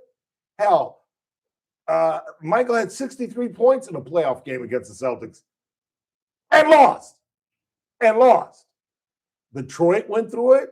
We beat Detroit for a couple of years. We cheated them 1 year. In 89, we totally cheated them. The refs gave us the game. Kareem was not fouled, but they called it a foul, and Kareem had both the free throws. But I kind of like this person. Anyway, what else you got? Do you think God has a gender? Why would it? What is it going to reproduce with? This is an example of how can man create God in his image.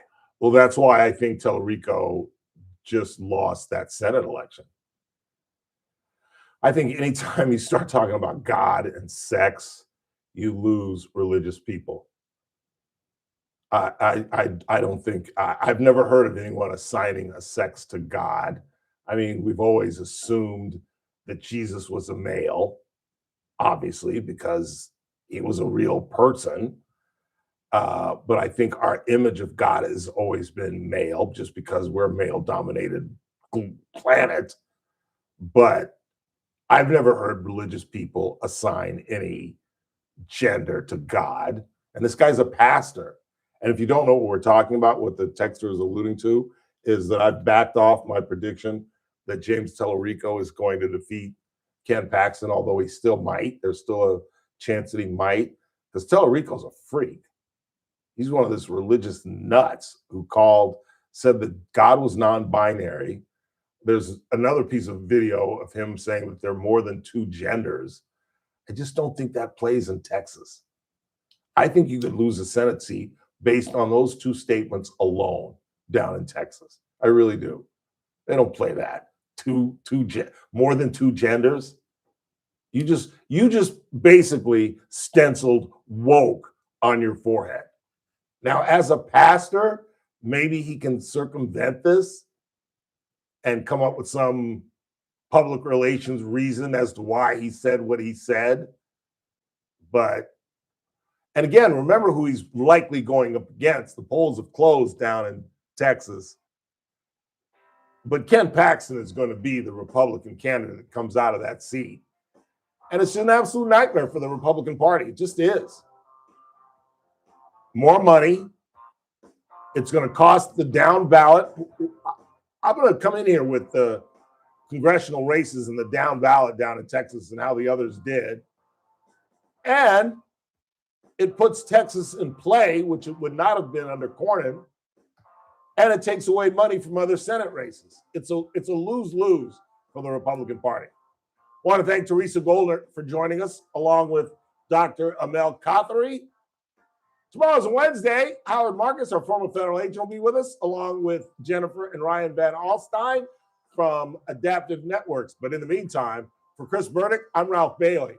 That's what's really going on. I'll wrap to you tomorrow. Is that JR? Is that JR? KERN 96.1 FM, K241CI Bakersfield, an American General Media station. News this hour from Town Hall. I'm John Scott. The push for peace is continuing in Iran. At the United Nations, Chinese Foreign Minister Wang Yi told reporters, despite the uncertainty between Washington and Tehran after a series of U.S. strikes, every step forward in the negotiations brings more hope to peace.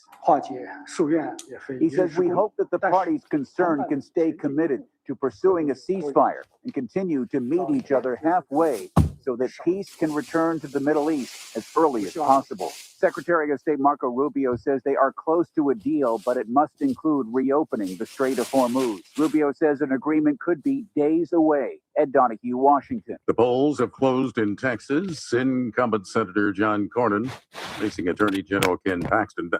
Paxton had received the endorsement from President Trump.